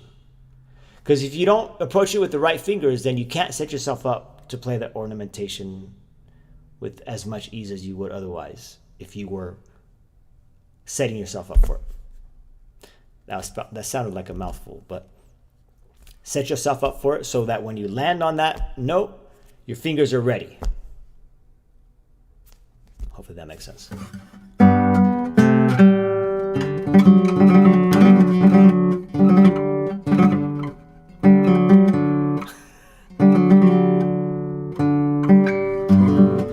not really playing with the best tone right now. But.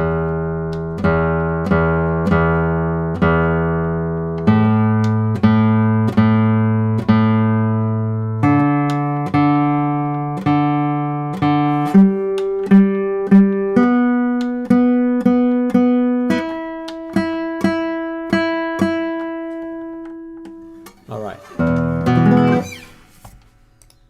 We'll close that. I wonder if it's still there. It is still there. Interesting. Good to know. Oh, shoot. I closed it before deleting all of the stuff, so now I got to take another photo. Oh, my goodness. All right. That's all right. That's all right. Now it saved all of the... I mean, it was just one circle, right? 3 circles. And oh my goodness. Okay.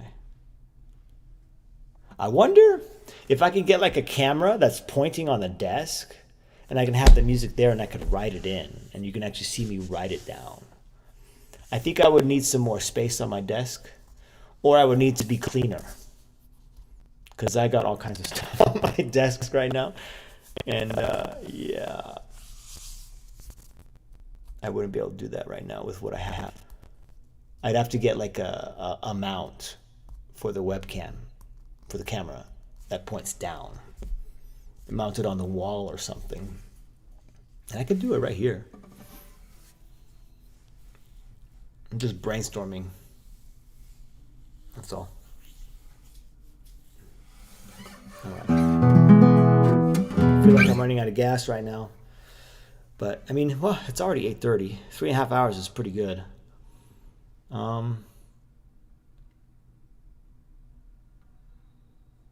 Let's see if I could play this. I haven't played this in a very long time. And I was showing one of my students that if you play it enough times, you almost never forget it. And I really drilled this one for a while. So let's see how far I can get. I was practicing this, I think, at the end, before I stopped doing the live streams. I'll do slow.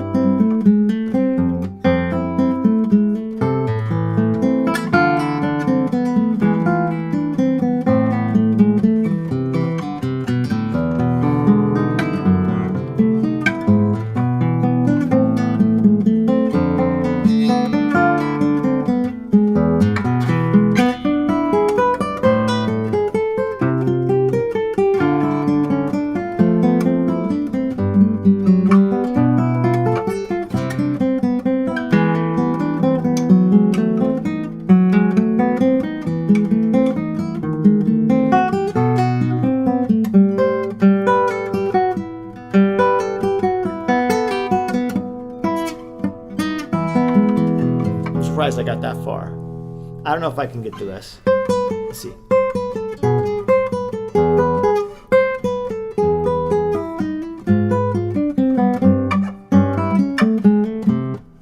No, I think that might be it.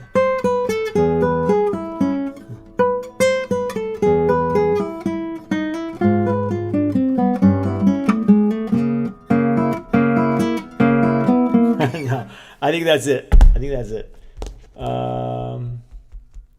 Shoot, I think I may just end it here. I feel like 3.5 hours is pretty good. If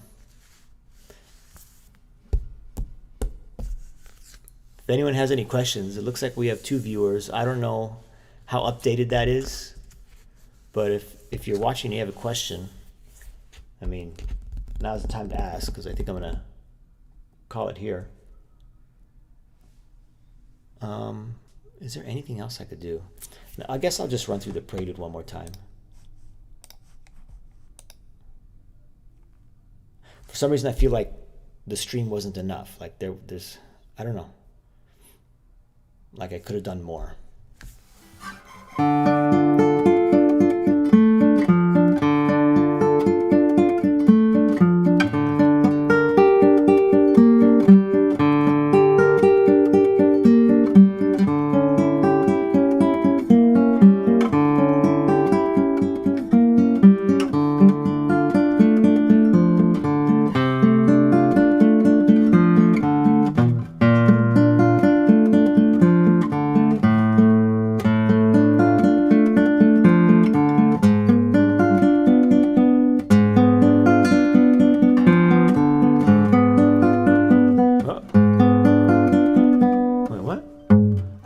Measure 12, there it is. That's why I was working on it earlier.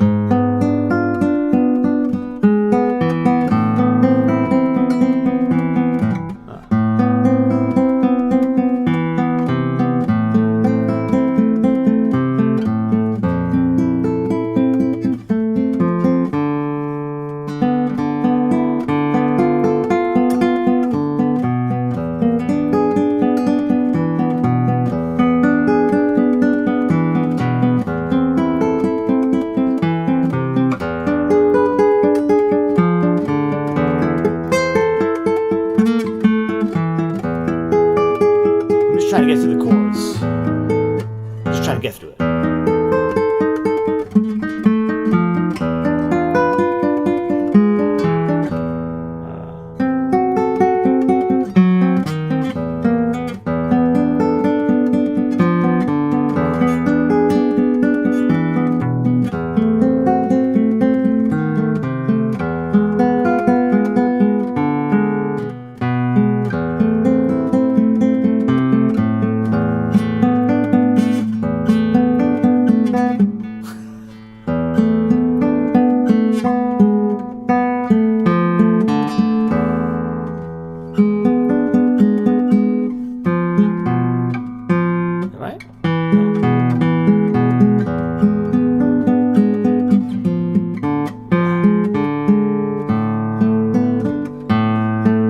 Stop the 4 string there.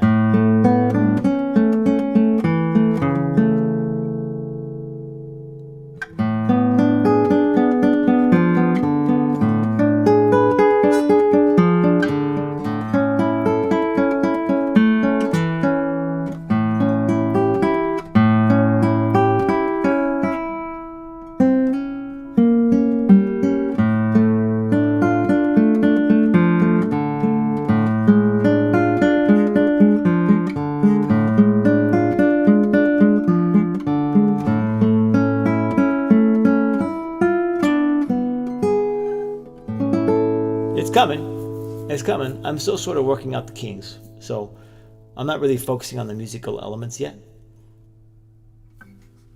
But there it is. Oh, Jacob, you're still here. Real cool stuff, man. Thank you. Just want to remind you to hook me up with the strings you recommend for steel string. I don't remember you asking, but for steel string, shoot, I would just do Martin. You could try, my dad really likes silk steel. They're softer on your fingers. Silk steel strings. And they're Martin. Just look, they have them at Guitar Center. Just look in the guitar string section, it's there. I prefer the I don't know. I don't know if I have a preference. I just know that I get Martins. Yeah, that's my recommendation. I remind you to hook me up with the strings you recommend. Because the classical guitar should logically come... Yeah, the classical guitar will have strings on it. Yeah, whenever you decide to buy it, the strings will be on it for sure. I did for classical, you're right, but I figure maybe it's more important I get the steel ones first. If anything, you could still send the nylon ones. I told you the nylon ones, dude. These are the ones right here. 540J, Alliance Savarez. Okay. For steel string, Martin. Phosphor bronze, or I don't know. They have so many selections. Oh, screenshot it. Okay. All right. Fine. Well, it's right here, dude. Screenshot that. Just take a picture of that. Alliance Savarez, 540J. There it is. I've said it like 3 times. 540J.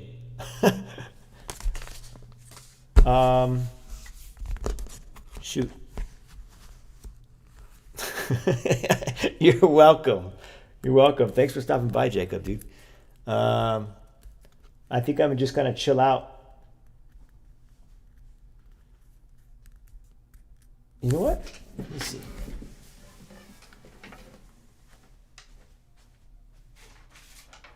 This was the last thing I was working on before I overdid it. The reason I haven't really been practicing since December is I overdid it. I was preparing for a Christmas piece, and I was playing for like 7 hours on and off, and I just, killed my wrist, so I had to take it easy. So I only practiced what I needed to, so I could be ready for the Christmas performance. See you.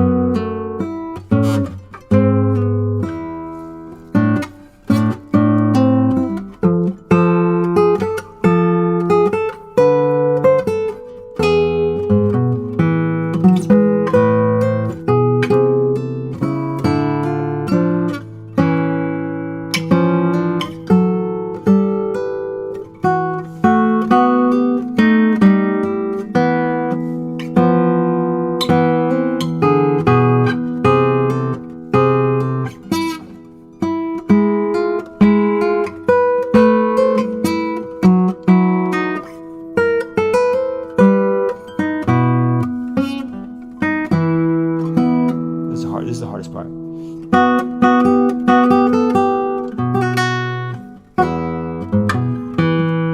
That's the jig. It's also a Bach piece. I just don't want to forget you. Yeah. Okay. I'll try and remember, because my memory's pretty bad too. I'll try this again. Oh.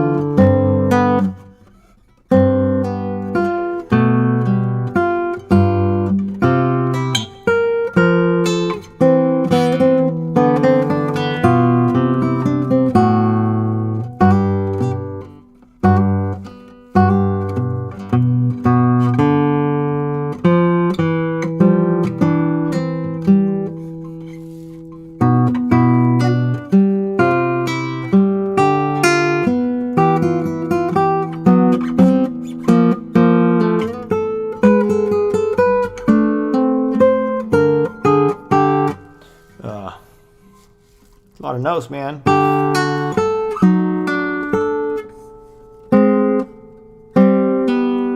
know I played that in the wrong spot, but we're just gonna ignore that.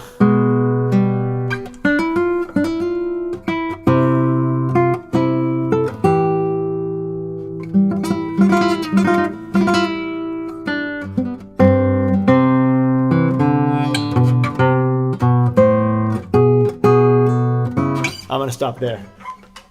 I'm gonna stop there. I think I want to overdo it. All right, guys. Well, I'm gonna call it here. It's just about 4 hours. 3 minutes and 45 minutes. 3 hours and 45 minutes. I say that's pretty good. I said it's pretty good. Maybe I'll do another one on Monday. Um, I don't think I'll do it tomorrow. Maybe Monday. If not Monday, then Tuesday. But yeah. All right, Jacob, if you're still around, thanks for watching. Um, and for those of you that are watching later, thank you. Okay. All right. You all have a good night, and I'll see you in the next live stream.